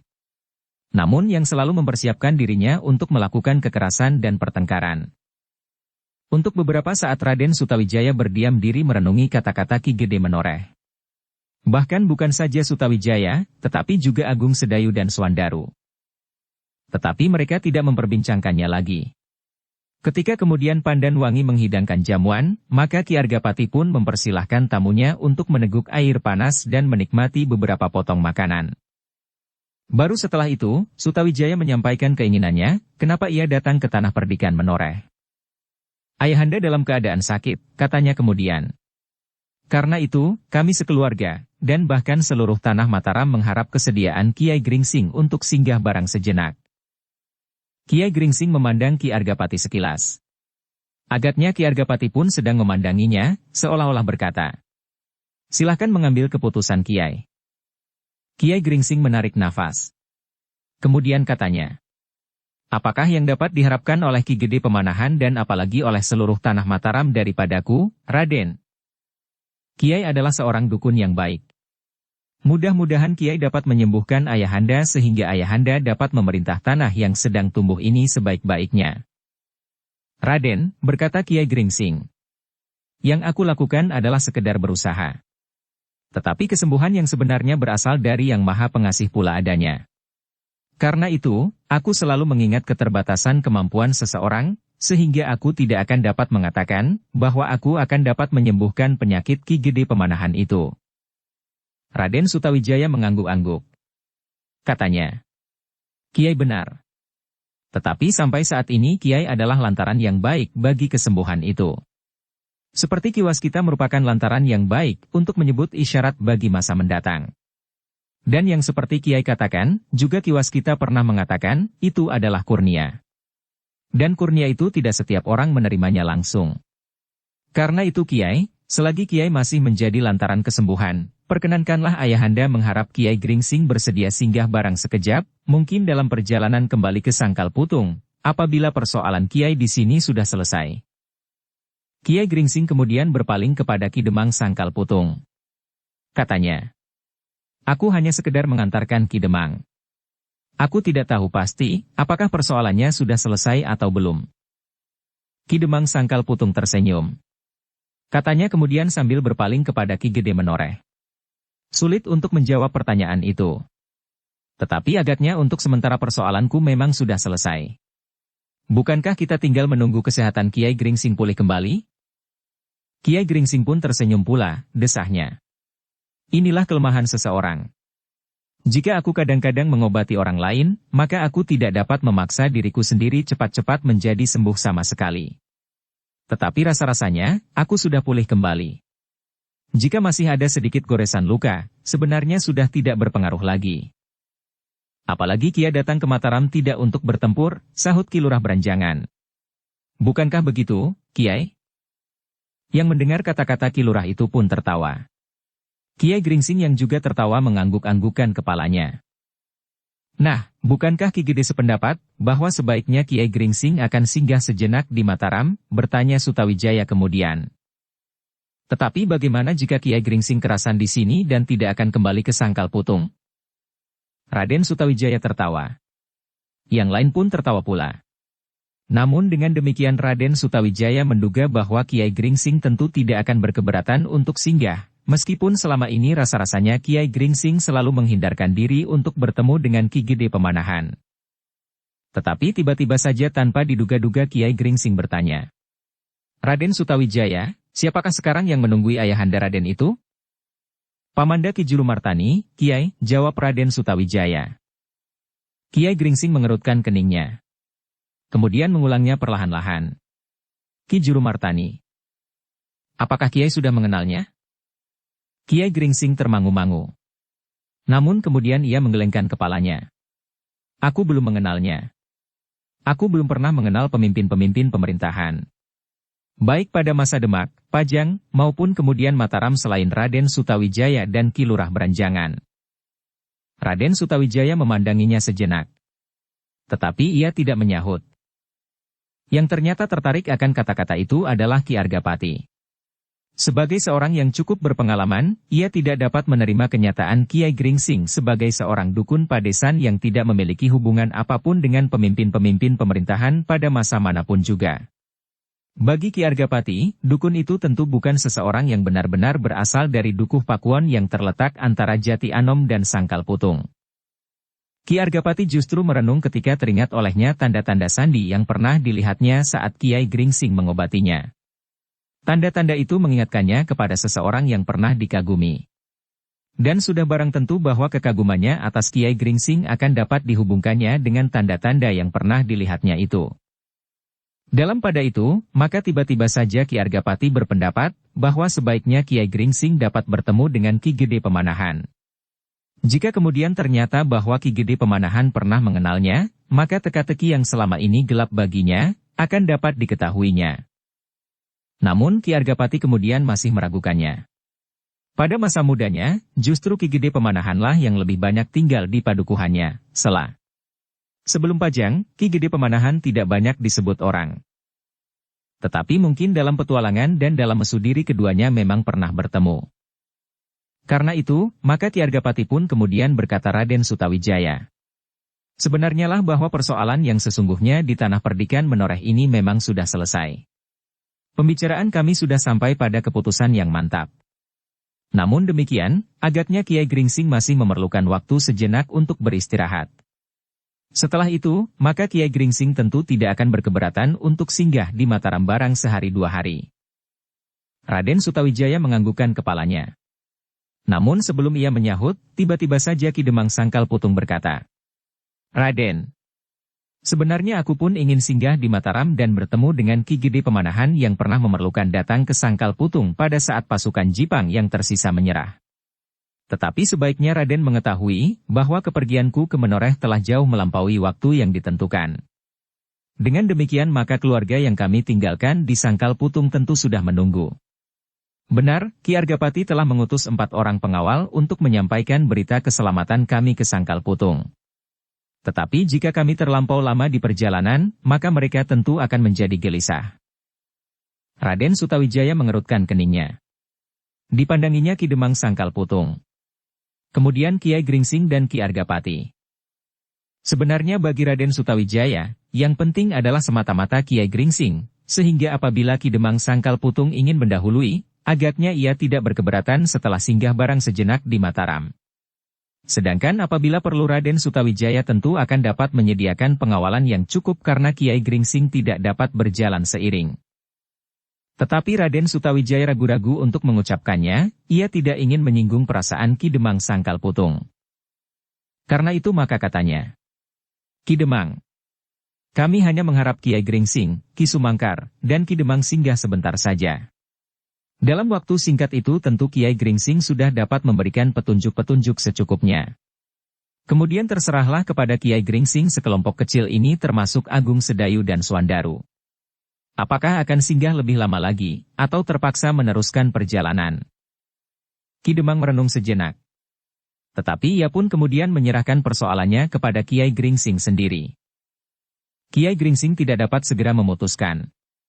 Bukan karena keadaan dirinya yang masih agak lemah. Tetapi ada sesuatu yang rasa-rasanya menghalanginya. Rasa-rasanya ia tidak ingin bertemu dengan Ki Gede Pemanahan.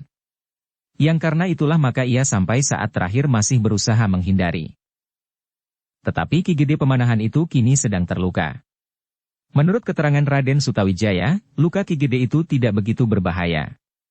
Tetapi nampaknya Ki Gede mengalami persoalan yang mengguncangkan perasaannya, sehingga sakitnya menjadi terpengaruh olehnya. Tentu bukan hanya karena luka itu saja maka Ki Gede masih saja harus berbaring di pembaringan. Yang kadang-kadang badannya menjadi panas, dan kadang-kadang sama sekali tidak mau berbicara dengan siapapun juga. Dalam kebimbangan itu, maka Kiai Gringsing pun kemudian berkata, "Raden, tentu Raden akan bermalam di Menoreh meskipun hanya semalam. Nah, besok aku akan memberikan keputusanku." Raden Sutawijaya termangu-mangu sejenak. Sebenarnya ia ingin segera kembali dan menunggui ayahandanya yang sedang sakit. Tetapi karena Kiai Gringsing itu pun diperlukannya untuk kepentingan ayahandanya itu pula, maka akhirnya Raden Sutawijaya itu pun berkata, "Baiklah, Kiai. Aku akan bermalam di Menoreh jika Ki Gede Menoreh tidak berkeberatan." "Ah," desah Ki Gede Menoreh. "Kami merasa senang sekali bahwa Raden sudi bermalam di Menoreh dalam keadaan yang tenang seperti ini." Wajah Raden Sutawijaya menjadi merah, katanya. "Aku menjadi sangat malu. Biasanya aku bermalam hanya apabila aku memerlukan pertolongan." "Oh," cepat-cepat Ki Gede Menoreh menyahut. "Bukan maksudku. Tetapi dalam keadaan tenang seperti sekarang, kita dapat berbincang tentang apa saja. Kita tidak tergesa-gesa harus pergi dengan senjata telanjang di tangan." "Ya, Ki Gede." Raden Sutawijaya mengangguk-angguk. Demikianlah maka Raden Sutawijaya yang memutuskan untuk bermalam itu pun kemudian ditempatkan di Gandok bersama para pengawalnya. Namun sebagian besar waktunya dipergunakannya untuk duduk bersama Agung Sedayu dan Swandaru. Mereka membicarakan berbagai masalah. Dari peperangan yang baru saja mereka lakukan, sampai hari-hari perkawinan Swandaru yang masih harus diperhitungkan. "Manakah yang lebih baik?" berkata Swandaru. "Aku lebih dahulu atau Kakang Agung Sedayu lebih dahulu?" "Tentu kakaknya lebih dahulu," sahut Raden Sutawijaya. "Maksudku, yang tua lebih dahulu." "Nah, apa kataku?" desis Swandaru. "Tentu Kakang Agung Sedayu lebih dahulu." "Bukan itu maksudku," potong Sutawijaya. "Jadi, yang tua lebih dahulu. Bukankah kau kakak kandung Sekar Mirah?" "Ah." Swandaru mengerutkan keningnya. "Tentu bukan begitu. Aku adalah saudara muda seperguruan Kakang Agung Sedayu. Adalah salahnya sendiri, kenapa aku harus memanggilnya Kakang. Tetapi dalam hubungan keluarga, kaulah yang lebih tua." Swandaru mengerutkan keningnya.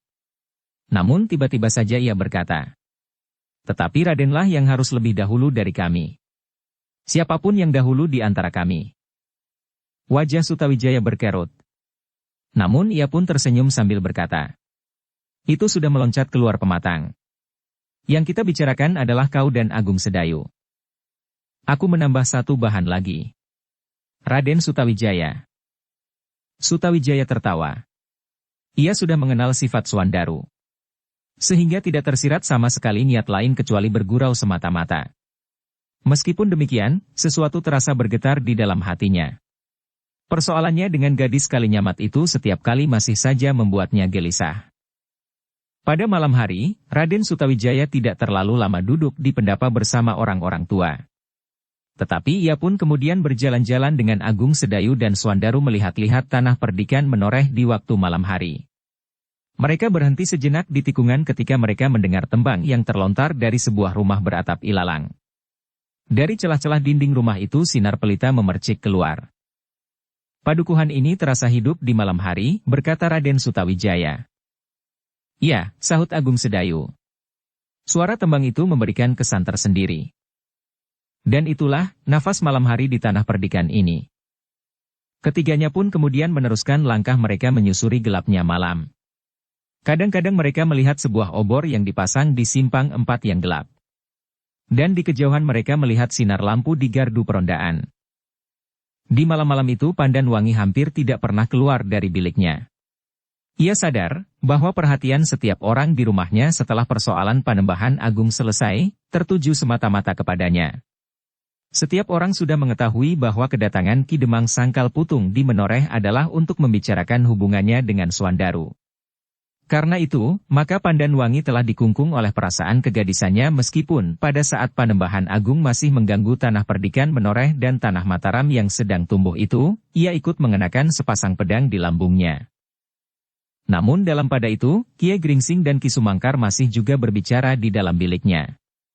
Ki Demang yang tidak begitu mengerti persoalan pemerintahan di Pajang maupun sebelumnya, tidak begitu banyak dapat ikut berbicara di antara mereka.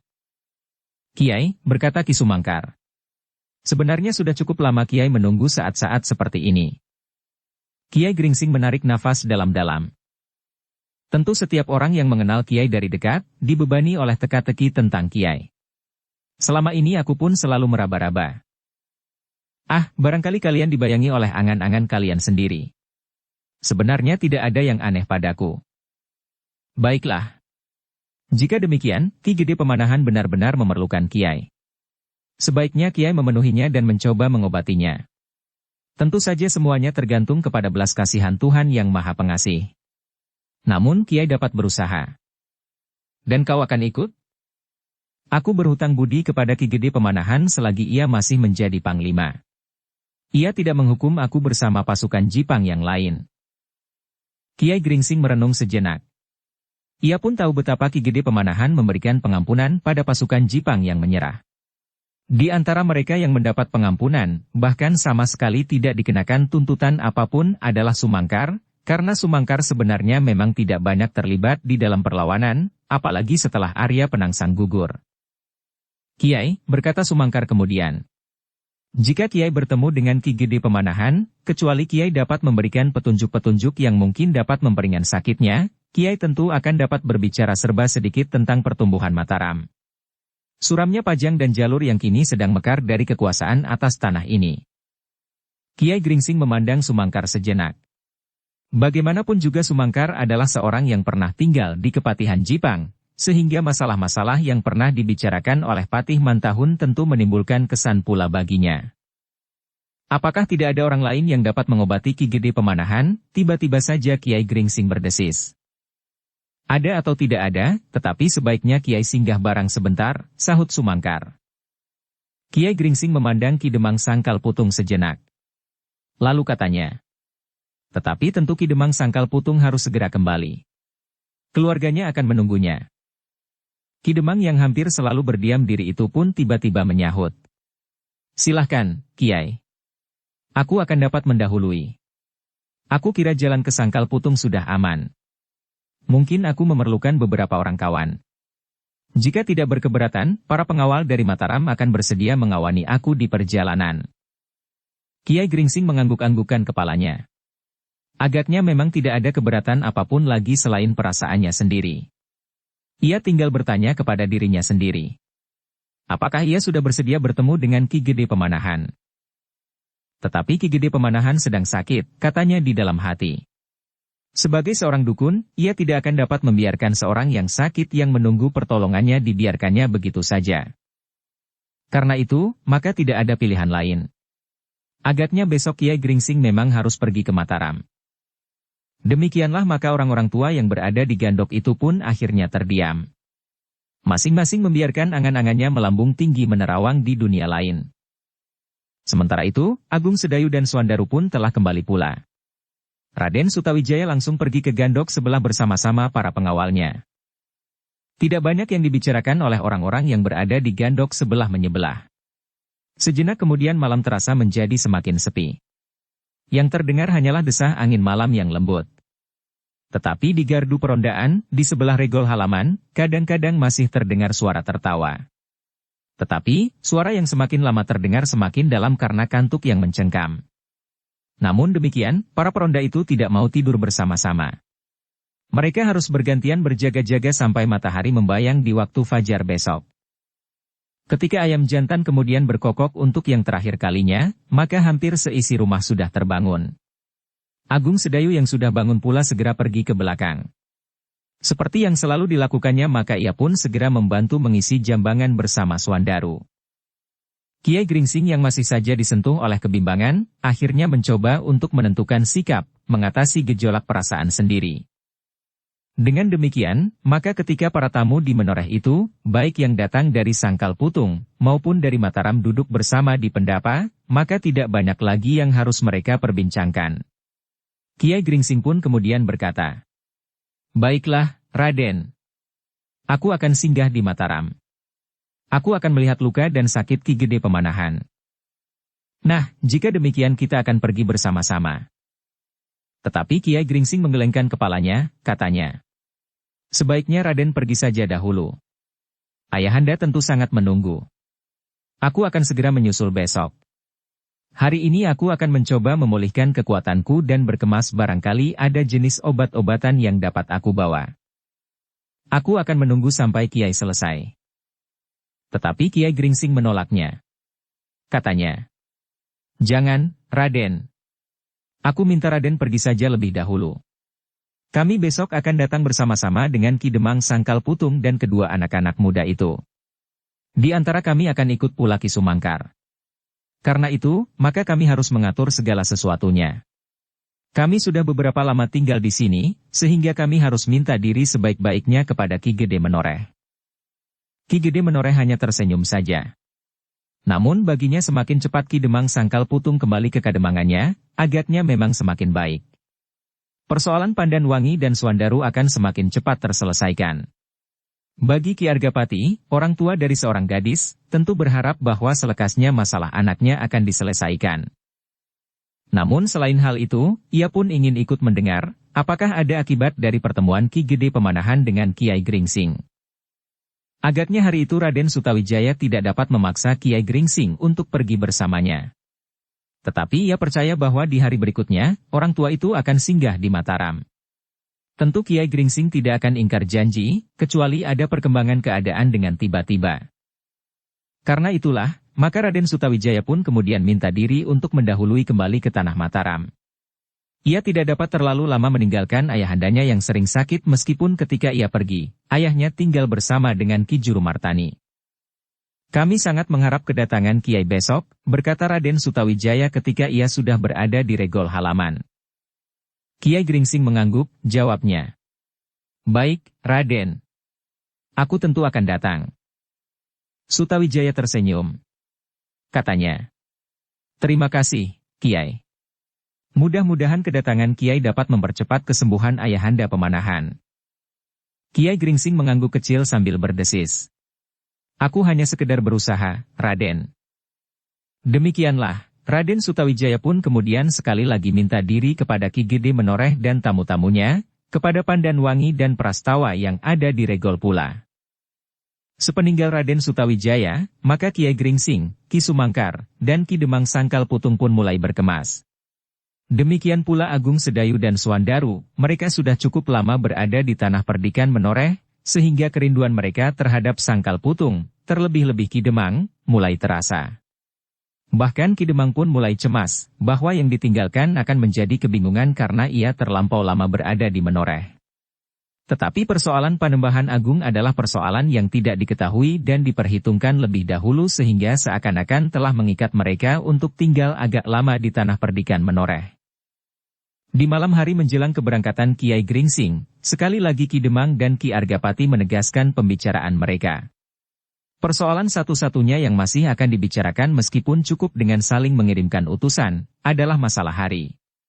Ki Demang dan Ki Argapati akan membicarakannya dengan orang-orang tua, hari apakah yang paling baik dipergunakan bagi perkawinan Suandaru dan Pandanwangi. Aku akan menghubungi Ki Waskita, berkata Ki Argapati. Mungkin ia dapat memberikan petunjuk mengenai perkawinan ini. Pada saat ia ada di sini, aku tidak sampai hati mengganggunya. Kecuali perasaannya tentu masih diselubungi oleh kejutan atas hilangnya Rudita, juga agaknya ada perbedaan pendapat antara Ki dan Nyi Waskita menghadapi perkembangan jiwa anaknya yang kemudian diketemukannya setelah mendapat pengalaman baru. Ki Demang mengangguk-angguk. Katanya. Tentu aku akan sependapat sekali.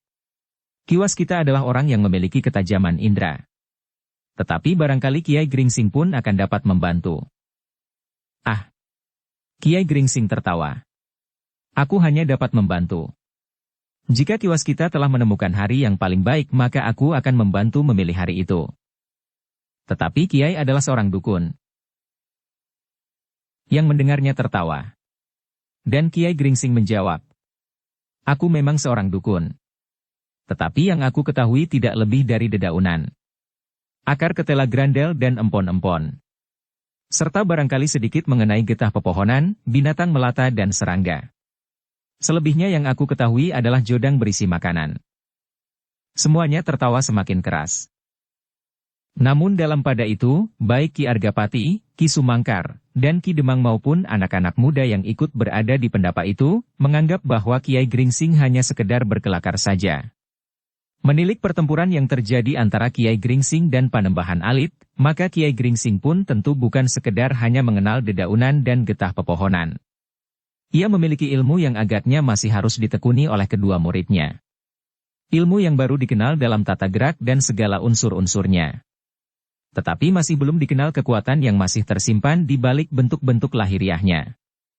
Pada saat Kiai Gringsing menghadapi Panembahan Alit, maka nampaklah bahwa dalam puncak usahanya mempertahankan dirinya, Kiai Gringsing telah mempergunakan yang agaknya selama ini sudah disimpannya, karena ternyata lawannya, Panembahan Alit, memiliki ilmu kebal yang mengagumkan pula.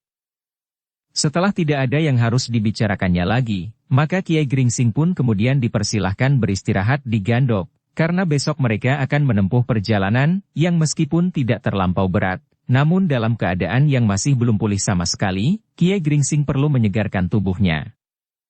Ketika orang-orang lain sudah berbaring di pembaringan dan bahkan sudah tertidur nyenyak, Suandaru masih digelitik oleh kegelisahan. Ia memang ingin segera kembali ke Sangkal Putung, bertemu dengan ibu dan adiknya. Tetapi rasa-rasanya terlampau berat meninggalkan tanah perdikan Menoreh. Rasa-rasanya ia akan berpisah untuk waktu yang lama dengan Pandan Wangi.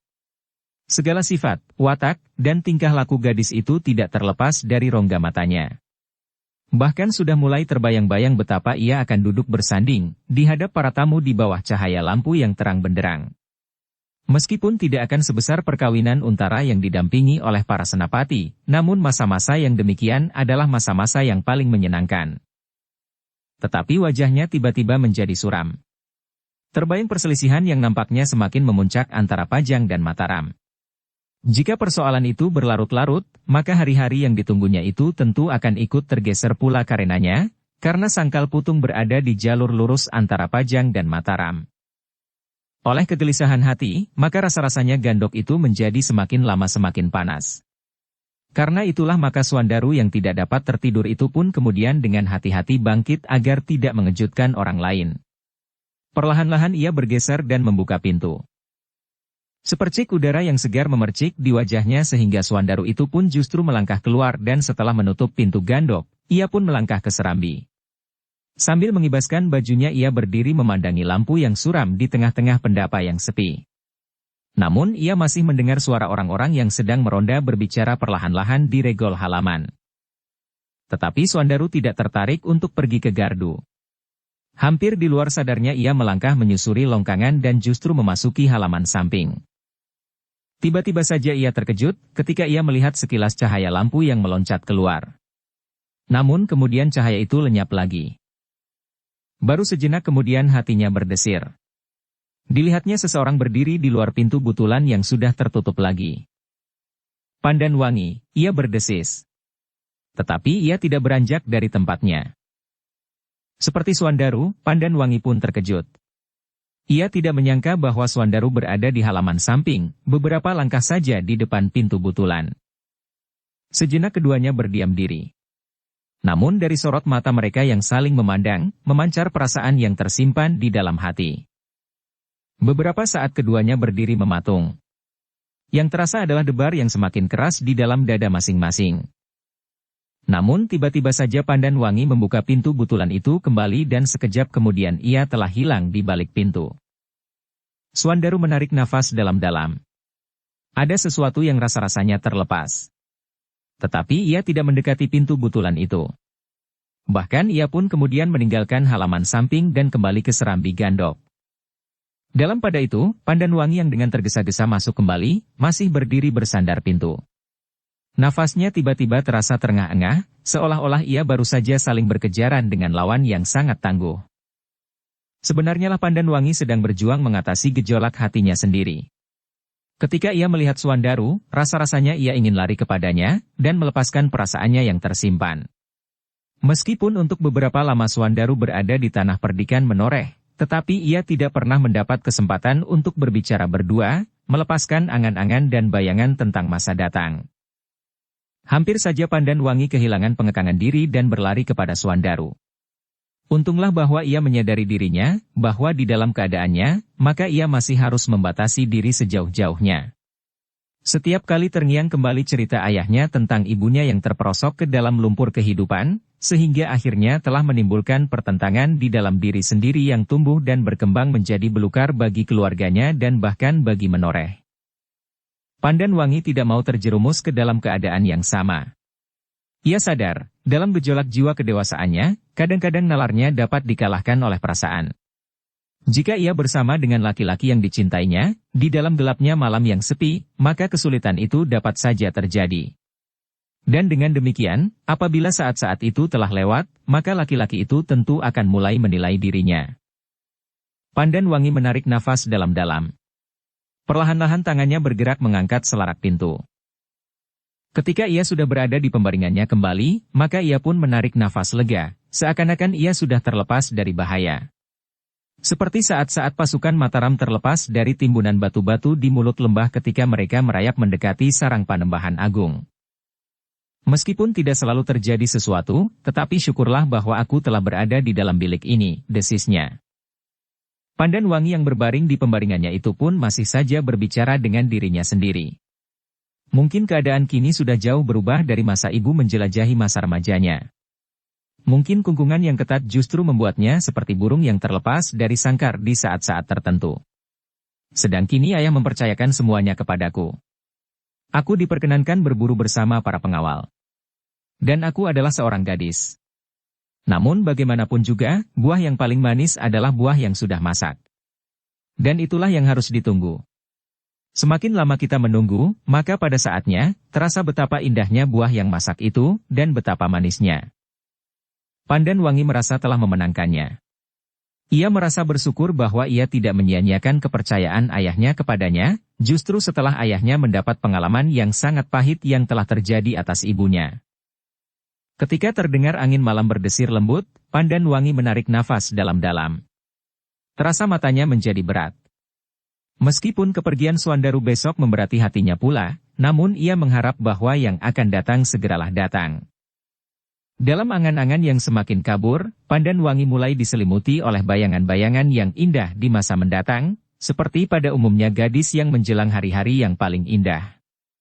Meskipun Pandan Wangi sering menjelajahi tanah perdikan menoreh di atas punggung kuda dengan sepasang pedang di lambung, namun ia tetap seorang gadis yang dikuasai oleh angan-angan menjelang masa keibuannya.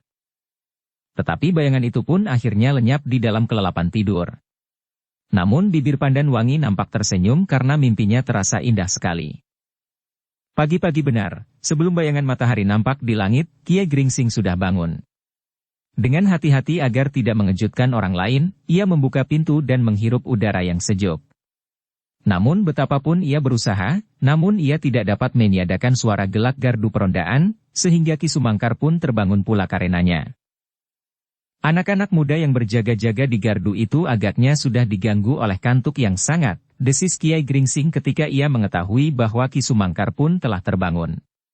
Sehingga mereka berusaha mengusir kantuknya dengan berkelakar sepagi ini. Sumangkar menarik nafas dalam-dalam. Tetapi ia tidak menyahut. Dalam pada itu Kiai Gringsing pun segera pergi ke perigi. Alangkah segarnya mandi di gelapnya malam menjelang pagi hari. Ternyata semuanya yang ada di gandok itu telah terbangun ketika Kiai Gringsing selesai mandi. Satu persatu mereka pun segera membersihkan diri dan membenahi barang masing-masing. Jika nanti matahari terbit, mereka akan mulai dengan perjalanan mereka kembali ke Sangkal Putung dan singgah barang sehari di Tanah Mataram. Demikianlah, maka mereka yang untuk beberapa lamanya berada di Tanah Perdikan Menoreh itu pun segera akan minta diri. Tetapi bukan untuk yang terakhir kalinya mereka berada di Menoreh. Pada suatu saat mereka tentu akan kembali dalam upacara yang lebih besar. Menjelang matahari terbit, ternyata Pandan Wangi yang hanya dapat tidur sejenak itu telah menyiapkan makan dan minuman panas. Sebelum Kiai Gringsing bersama kelompok kecilnya berangkat, mereka dipersilahkan untuk makan pagi lebih dahulu. Dalam kesempatan itu, sekali lagi Kiai Gringsing, Ki Sumangkar, Ki Demang, dan kedua anak-anak muda yang bersama mereka itu minta diri. Sebagai kelengkapannya, maka Ki Demang di Sangkal Putung berkata, "Dalam waktu dekat, aku akan mengirimkan beberapa orang untuk menghadap Ki Gede membicarakan secara khusus mengenai hari perkawinan anak kita." Ki Argapati tersenyum. Jawabnya, "Aku akan menerimanya setiap saat."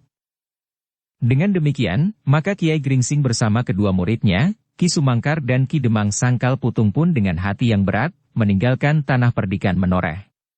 Sekilas mereka melihat mata Pandan Wangi berkilat oleh setitik air di pelupuk.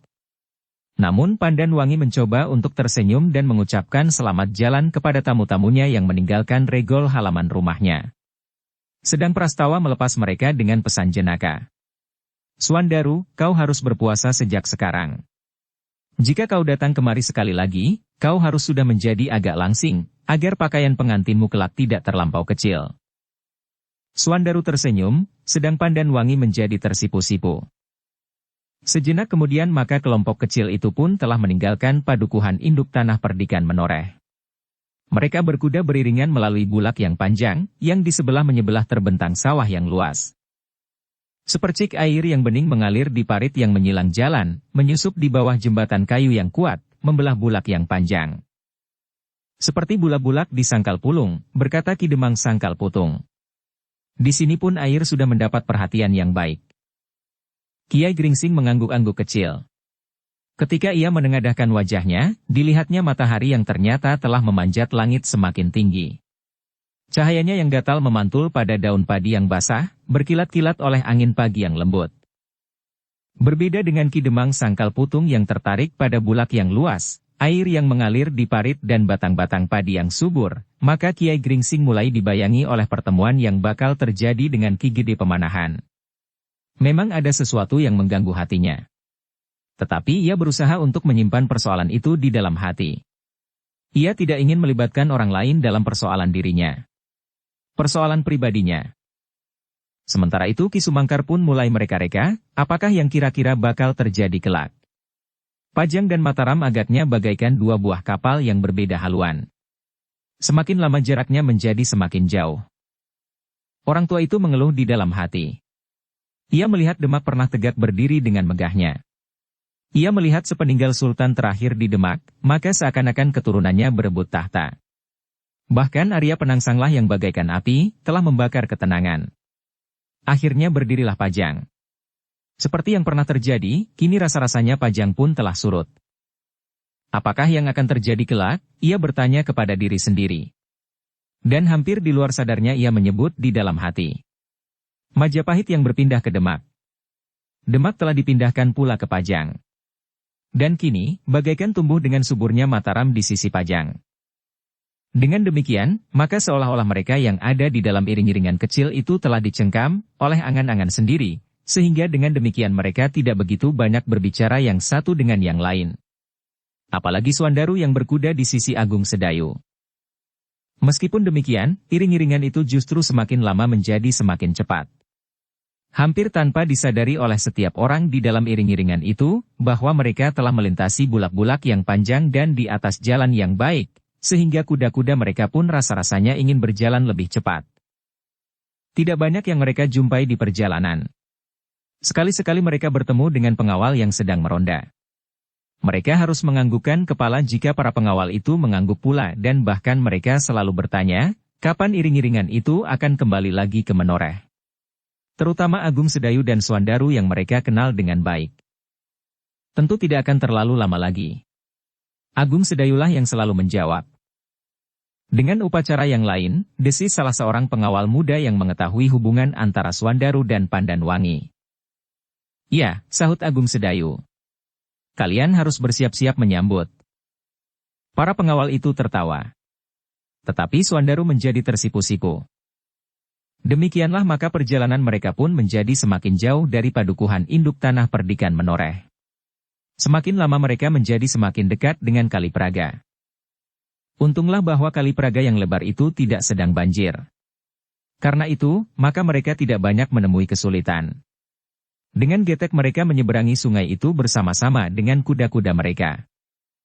Sejenak setelah mereka menyeberangi sungai yang lebar itu, maka mereka pun segera memasuki padang ilalang dan tanah yang berawa-rawa. Namun mereka segera sampai ke tepi hutan perdu yang tidak begitu luas. Dan di seberang hutan perdu itu adalah sebuah hutan yang meskipun tidak selebat alas mentaok, namun cukup mendebarkan. Tetapi ketika kemudian mereka memasuki hutan itu, perasaan mereka sudah lain sama sekali dengan beberapa waktu yang lampau. Rasa-rasanya hutan itu menjadi sejuk dan tenang. Jalan yang sempit di tengah-tengah hutan itu bagaikan jalan raya yang ramai dan aman. Apalagi menilik jejak yang banyak terdapat pada jalan itu, menunjukkan bahwa jalan sempit itu memang menjadi bertambah ramai. Semakin lama mereka pun menjadi semakin jauh memasuki hutan. Namun kemudian mereka membelok menyusur jalan itu. Ternyata bahwa mereka akan segera sampai ke ujung jalan hutan dan melintasi padang ilalang yang tidak begitu luas. Tetapi jalan di hadapan mereka adalah jalan yang nampak sudah dijamah oleh tangan. Jalan itu adalah jalan yang sudah diperlebar dan diperbaiki. Sekali-sekali iring-iringan itu melintasi padukuhan-padukuhan kecil yang nampaknya sedang berkembang dengan cepat. Padukuhan-padukuhan yang dihuni oleh perintis-perintis yang dengan bekerja keras telah membangun tempat tinggal, daerah persawahan dan membentuk suatu masyarakat yang tumbuh dan hidup. Dengan demikian maka alas Mentaok yang mereka lalui kemudian, bukan lagi merupakan hutan yang lebat dan tidak dapat disentuh. Bukan lagi daerah yang menakutkan yang digelari Jalma Mara Jalma Mati, Sato Mara Sato Mati. Kini Mentaok telah berubah. Sebagian terbesar telah menjadi daerah yang ramai dan subur. Namun di sana-sini masih nampak orang-orang yang bekerja dengan keras membuka dan memperluas daerah tempat tinggal dan persawahan. Yang mereka tinggalkan adalah bagian-bagian yang mereka perlukan untuk melindungi tanah yang sangat lunak dan daerah arus sungai-sungai kecil yang kadang-kadang banjir. Namun juga merupakan perisai-perisai terhadap angin yang kadang-kadang bertiup kencang dari lautan selatan. Selain daripada itu, hutan-hutan yang tinggal akan tetap menjadi daerah perburuan yang subur. Dalam pada itu, ternyata Mataram telah siap menyambut kedatangan tamu-tamunya, karena Sutawijaya yakin bahwa Kiai Gringsing tidak akan ingkar janjinya.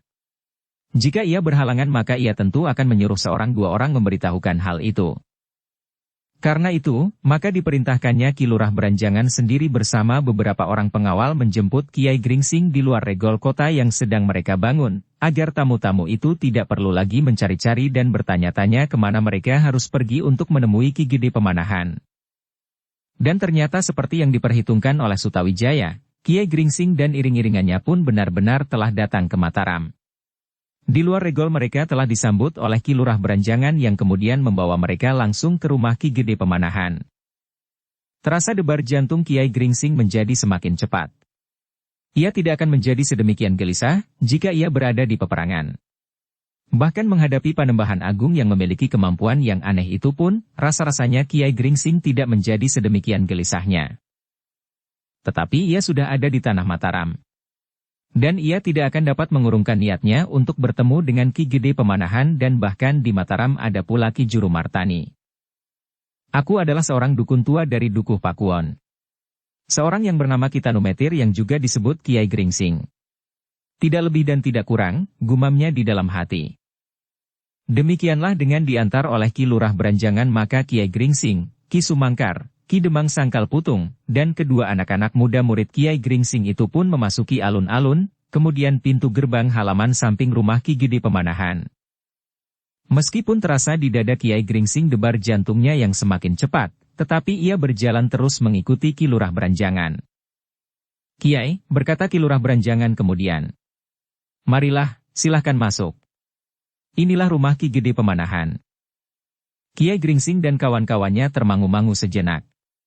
Mereka pun kemudian melihat Raden Sutawijaya dengan tergesa-gesa turun dari tangga dan menyongsongnya. Marilah, Kiai, berkata Raden Sutawijaya. Aku yakin bahwa Kiai tentu akan datang seperti yang Kiai janjikan. Aku sudah mengatakannya kepada Ayahanda dan Pamanda Ki Juru Martani. Nah, silakanlah Kiai naik. Kiai Gringsing termangu-mangu. Dipandanginya pendapa rumah Ki Gede Pemanahan yang besar. Rumah yang rasa-rasanya memang memiliki perbawa yang agung. Kiai Gringsing dan kawan-kawannya pun kemudian dibawa langsung naik ke peringgitan oleh Raden Sutawijaya dan yang kemudian dipersilahkannya duduk di atas sehelai tikar pandan yang dianyam halus dan diwarnai dengan manisnya dengan garis-garis yang bersilang. Silahkanlah semuanya duduk sejenak. Aku akan menyampaikannya kepada Pamanda Ki Juru Martani yang menunggui ayah di dalam biliknya, berkata Sutawijaya kemudian. Ketika Sutawijaya masuk, maka yang ada di antara mereka adalah Ki Lurah Beranjangan. Agaknya Ki Lurah Beranjangan mengerti sikap tamunya yang agak gelisah karena barang-barang yang mereka bawa dari tanah perdikan menoreh masih teronggok di sisi mereka masing-masing. Kiai, berkata Ki Lurah Beranjangan. Kami sudah menyediakan bilik bagi Kiai semuanya dan kedua anak-anak muda itu. Karena itu, biarlah barang-barang yang ada dibawa masuk ke dalam bilik itu oleh para pelayan. Kiai Gringsing mengangguk sambil tersenyum.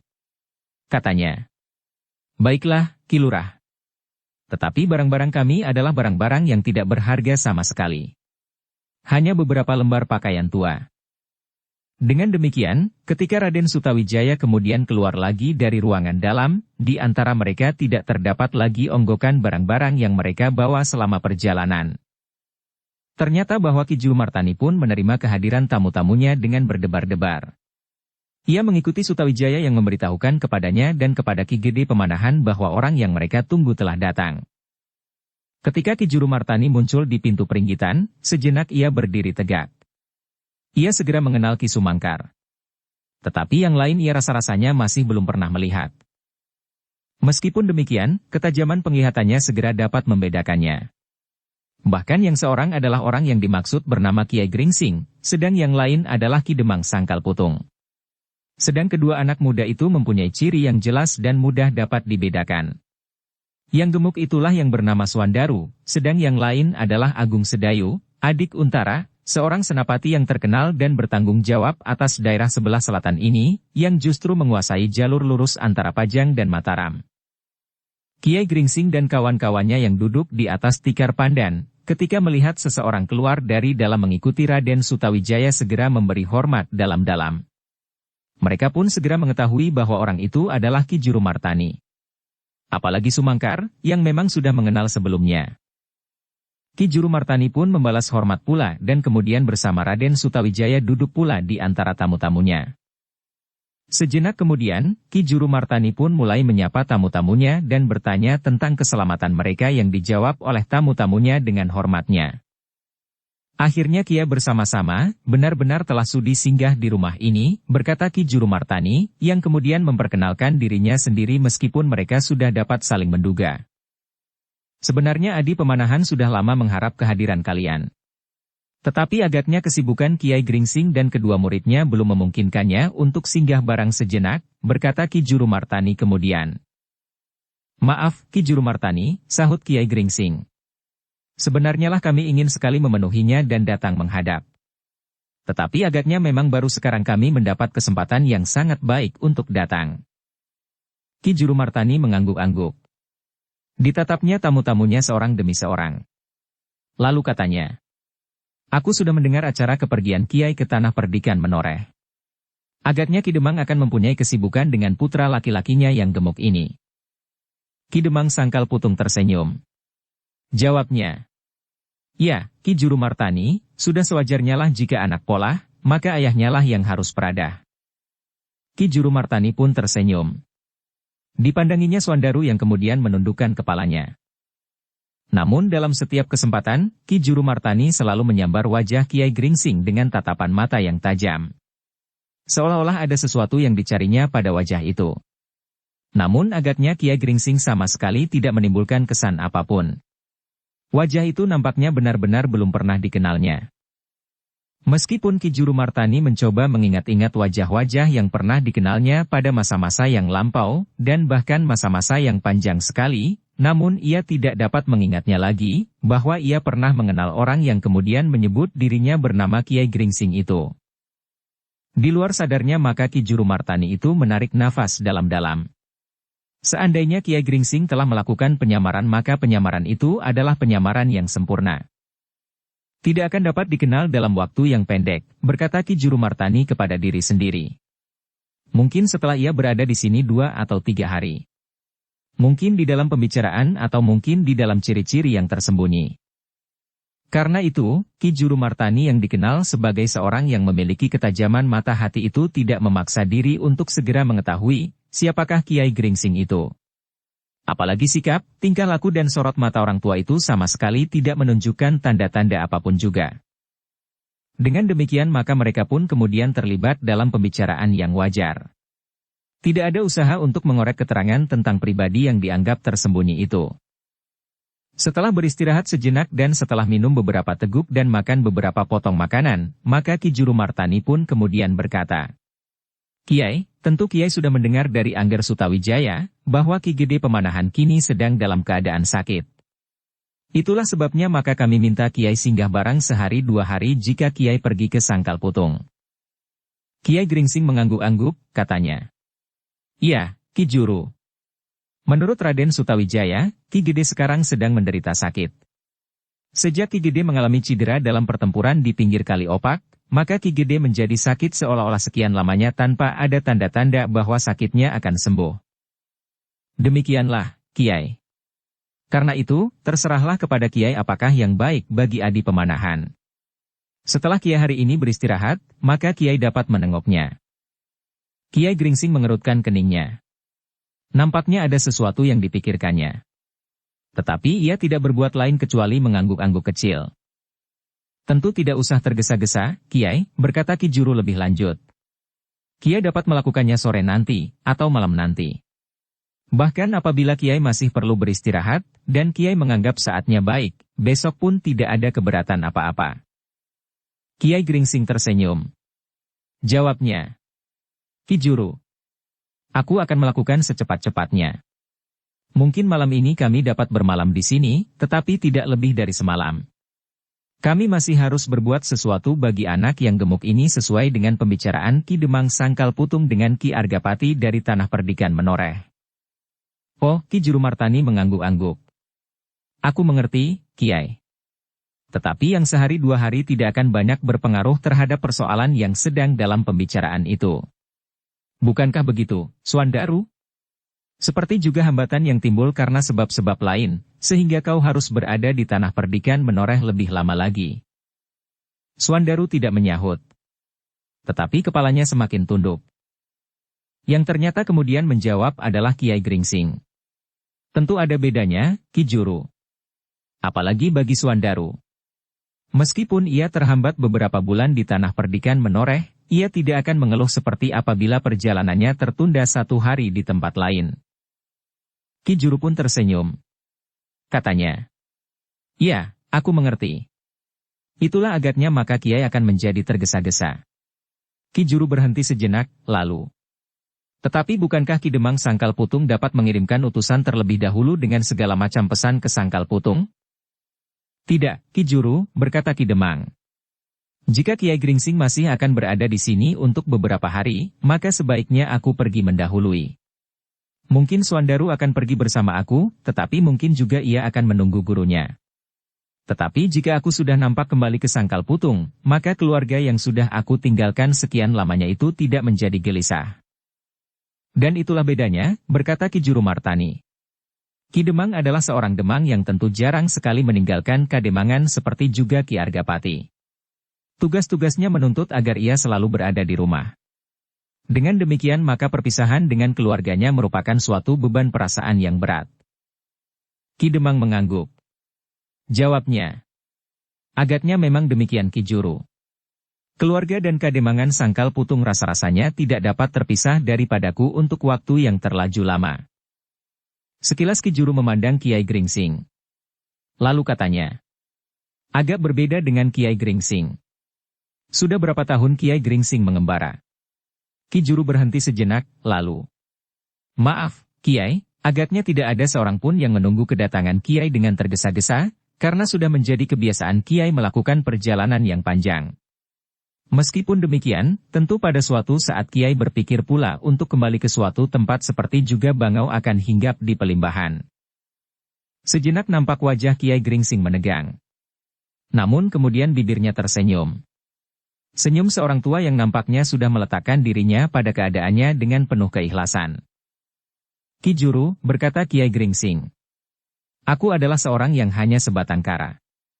Aku tidak akan pernah berpikir kemana aku akan kembali sampai pada saat-saat yang paling akhir sekalipun, karena atap rumahku adalah langit yang luas dan alasnya adalah bumi. Itulah sebabnya aku menganggap dimanapun juga di atas dunia ini sama saja bagiku. Jika sampai saatnya, maka di dalam dekapan bumi dimanapun tidak akan ada bedanya. Ki Juru Martani menarik nafas dalam-dalam. Tetapi dengan demikian ia merasakan betapa rapatnya Kiai Gringsing menyelubungi dirinya. Bahkan, kadang-kadang ia tidak dapat mengingkari penglihatannya, bahwa Kiai Gringsing adalah Kiai Gringsing seperti yang dilihatnya saat itu. Namun ketajaman penglihatan Ki Juru agaknya memang menangkap sesuatu. Tetapi ia sendiri masih belum tahu pasti, apakah yang sedang dilihatnya itu. Karena itulah maka Ki Juru Martani pun kemudian menganggukkan kepalanya sambil tersenyum. Katanya, Kiai benar. Seperti juga Kiai, aku pun seorang perantau yang jarang sekali memikirkan kemana aku akan kembali. Karena seperti juga Kiai, dunia adalah hamparan lantai yang luas bagi sebuah rumah yang tanpa batas besarnya. Ah, tentu berbeda bagi Ki Juru, sahut Kiai Gringsing. Namun secepat itu pula Ki Juru menjawab. Demikianlah yang sebenarnya, Kiai. Memang berbeda dengan Adi Pemanahan yang kini sedang sakit. Kiai Gringsing tidak menyahut lagi. Tetapi kepalanya terangguk-angguk kecil. Nah, barangkali memang sudah sampai pada saatnya, berkata Ki Juru Martani kemudian. Kiai mencoba melihat Adi Pemanahan yang sedang sakit. Lihatlah, apakah yang sebenarnya sedang dideritanya. Kiai Gringsing memandang Ki Sumangkar sejenak. Seolah-olah ia minta pertimbangannya. Tetapi Ki Sumangkar tidak memberikan tanggapan apapun juga. Bahkan orang tua itu sedang menundukkan kepalanya sambil merenungi persoalan yang sedang berlaku itu. Ki Demang Sangkal Putung sama sekali tidak dapat memberikan kesan yang dapat dipertimbangkan. Bahkan ia sendiri bingung menghadapi keadaan itu. Sehingga karena itu, seperti kedua anak muda murid Kiai Gringsing, ia duduk berdiam diri sambil menunggu perkembangan keadaan lebih lanjut. Sesaat kemudian mereka mendengar Kiai Gringsing berkata, Marilah, Ki Juru. Jika diperkenankan aku akan melihat keadaan Ki Gede Pemanahan. Tentu, bahkan kehadiranmu memang sudah ditunggu-tunggunya. Demikianlah maka Kiai Gringsing pun kemudian beringsut dari tempatnya. Tetapi ketika kedua muridnya bergerak pula, Kiai Gringsing berkata, Tunggulah di sini bersama Ki Demang dan Raden Sutawijaya. Agaknya lebih baik aku menengoknya sendiri supaya tidak justru mengejutkan dan menimbulkan kesan yang agak lain. Agung Sedayu dan Suandaru menjadi termangu-mangu. Demikian pula Ki Demang Sangkal Putung yang untunglah belum bergerak sama sekali dari tempat duduknya. Yang ragu-ragu kemudian adalah Sumangkar. Tetapi karena Kiai Gringsing tidak menahannya, maka ia pun kemudian beringsut pula sambil berdesis. Aku akan ikut menghadap Ki Gede sambil mengucapkan terima kasih atas semua kesempatan yang aku terima sampai saat ini. Kiai Gringsing memandanginya sejenak. Namun kemudian ia pun menganggukkan kepalanya. Katanya, Marilah. Mungkin Ki Gede Pemanahan akan senang melihatmu. Dan kesempatan berikutnya tentu akan diberikan pula kepada Ki Demang dan kedua anak-anak itu. Demikianlah, maka Kiai Gringsing dan Ki Sumangkar pun kemudian mengikuti Ki Juru Martani masuk ke ruang dalam. Sementara Sutawijaya sendiri masih harus tetap tinggal bersama tamu-tamunya yang lain. Maaf, Ki Demang, berkata Raden Sutawijaya. Agaknya Kiai Gringsing lebih senang menengok ayahanda tanpa mengganggunya. Ah, aku mengerti, Raden. Ayahandamu memang sedang sakit dan perlu banyak beristirahat. Tentu tidak baik baginya, jika kami akan berimpitan di dalam bilik Ki Gede Pemanahan. Tetapi ayahanda tentu akan senang sekali menerima Ki Demang nanti. Dan aku pun akan senang sekali atas kesempatan itu, sahut Ki Demang. Dalam pada itu, maka Kiai Gringsing dengan hati yang berdebar-debar melangkah mengikuti Ki Juru Martani. Mereka langsung menuju ke bilik Ki Gede Pemanahan yang sedang ditunggui oleh seorang pelayan yang duduk di luar pintu. Apakah Ki Gede sudah bangun? Bertanya Ki Juru kepada pelayan yang menunggui itu. Pelayan itu mengerutkan keningnya, lalu jawabnya berbisik. Aku kurang tahu, Ki Juru. Ki Juru mengangguk. Katanya, Baiklah, aku akan menengoknya. Dengan hati-hati Ki Juru Martani pun kemudian mendorong pintu bilik itu. Ketika pintu itu terbuka sedikit dilihatnya Ki Gede Pemanahan terbaring diam. Perlahan-lahan Ki Juru Martani melangkah masuk. Dipandanginya wajah yang pucat itu. Bahkan wajah yang pucat itu ternyata dibasahi oleh keringat yang mengembun di kening dan dahi. Namun nampaknya Ki Gede sempat tertidur meskipun hanya sejenak. Ketika Ki Juru Martani berdiri di sisi pembaringan, maka Ki Gede Pemanahan membuka matanya. Ketika dilihatnya Ki Juru maka ia pun tersenyum. Katanya, Oh, silahkan, Kakang. Aku sempat tertidur sejenak. Itu baik sekali, Adi. Tidur adalah obat yang baik bagi kesehatanmu. Ki Juru berhenti sejenak, lalu. Kecuali itu Adi, di saat ini orang yang menamakan Kiai Gringsing itu telah benar-benar datang. Ia berada di luar pintu bilik ini. Jika diizinkan, ia akan masuk dan menengok Adi Barang sejenak. Ki Gede Pemanahan mengerutkan keningnya. Dipandanginya Ki Juru Martani sejenak. Namun di sorot matanya nampak sesuatu yang bergejolak di dadanya. Ternyata sepercik kekecewaan telah melonjak di hati Ki Gede Pemanahan. Selama ini ia mengharap bahwa orang yang bernama Kiai Gringsing itu memiliki sesuatu yang rahasia di dalam dirinya. Sudah cukup lama ia ingin bertemu dengan orang yang menyebut dirinya Kiai Gringsing. Dan dalam waktu yang lama ini Kiai Gringsing selalu menghindarkan pertemuan itu, seolah-olah ada sesuatu yang dirahasiakan. Sedang Ki Gede Pemanahan yang tidak pernah dapat bertemu dengan Kiai Gringsing itu telah mereka-reka di dalam angan-angannya, bahwa Kiai Gringsing adalah seseorang yang bukan orang kebanyakan. Seseorang yang memiliki sesuatu yang menempatkannya pada kedudukan yang khusus. Jika tiba-tiba saja ia dengan sukarela datang kemari, maka agaknya ia memang sebenarnya Kiai Gringsing. Seorang dukun yang datang dari Dukuh Pakuwon. Tidak lebih dan tidak kurang. Ki Gede berkata kepada diri sendiri di dalam hatinya. Jika ia adalah orang yang aku harapkan memiliki sesuatu yang tersembunyi, maka apakah ia dengan demikian mudah dapat dibawa oleh Sutawijaya datang kemari dan menemui aku setelah sekian lamanya ia berusaha menghindarkan diri? Pertanyaan itulah yang ternyata justru bergejolak di dalam hati Ki Gede Pemanahan.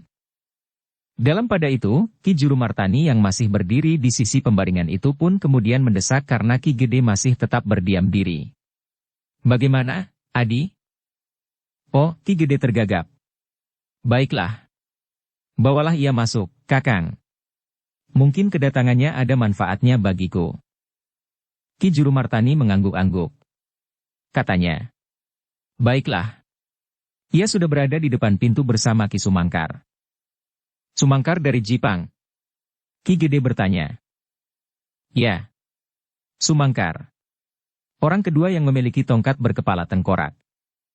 Ki Gede termenung sejenak. Lalu. Biarlah ia ikut masuk bersamanya, Kakang. Ya. Ia akan ikut bersama Kiai Gringsing masuk ke dalam bilik ini, sedang Ki Demang Sangkal Putung masih akan menunggu. Oh, kenapa ia tidak dibawa serta sama sekali? Kiai Gringsing mengharap ia menunggu lebih dahulu di luar. Ia ingin masuk tanpa orang lain kecuali Sumangkar yang menyatakan dirinya ingin bertemu denganmu pula. Sesuatu terasa bergetar di dada Ki Gede. Kekecewaannya menjadi kabur. Namun berbagai macam tanggapan telah bergejolak di dalam dadanya. Kakang, berkata Ki Gede kemudian. Aku persilahkan mereka masuk. Ki Juru Martani pun kemudian meninggalkan bilik itu. Di luar Kiai Gringsing dan Ki Sumangkar menunggu tanpa sepatah kata pun yang meluncur dari mulut mereka. Mereka masing-masing seakan-akan sedang tenggelam dalam angan-angan yang jauh mengawang mengarungi alam yang lain. Mereka terkejut ketika Ki Juru kemudian datang mendekat sambil berkata. Silahkan, Kiai. Adi Pemanahan baru saja bangun dari tidurnya yang nyenyak. Oh, seharusnya Ki Gede tidak dibangunkan. Tidak. Aku memang tidak membangunkannya. Tetapi ia telah terbangun sendiri. Kiai Gringsing mengangguk-angguk. Kemudian ia pun mengikuti Ki Juru Martani melangkah mendekati pintu. Namun nampaknya langkah Kiai Gringsing menjadi ragu-ragu. Di belakang Kiai Gringsing, Sumangkar berjalan dengan kepala tunduk. Agaknya ia pun merasakan sesuatu yang bergetar di dalam dadanya. Bersambung ke bab 171. Dukung kami dengan subscribe, follow, like, komen dan share. Terima kasih.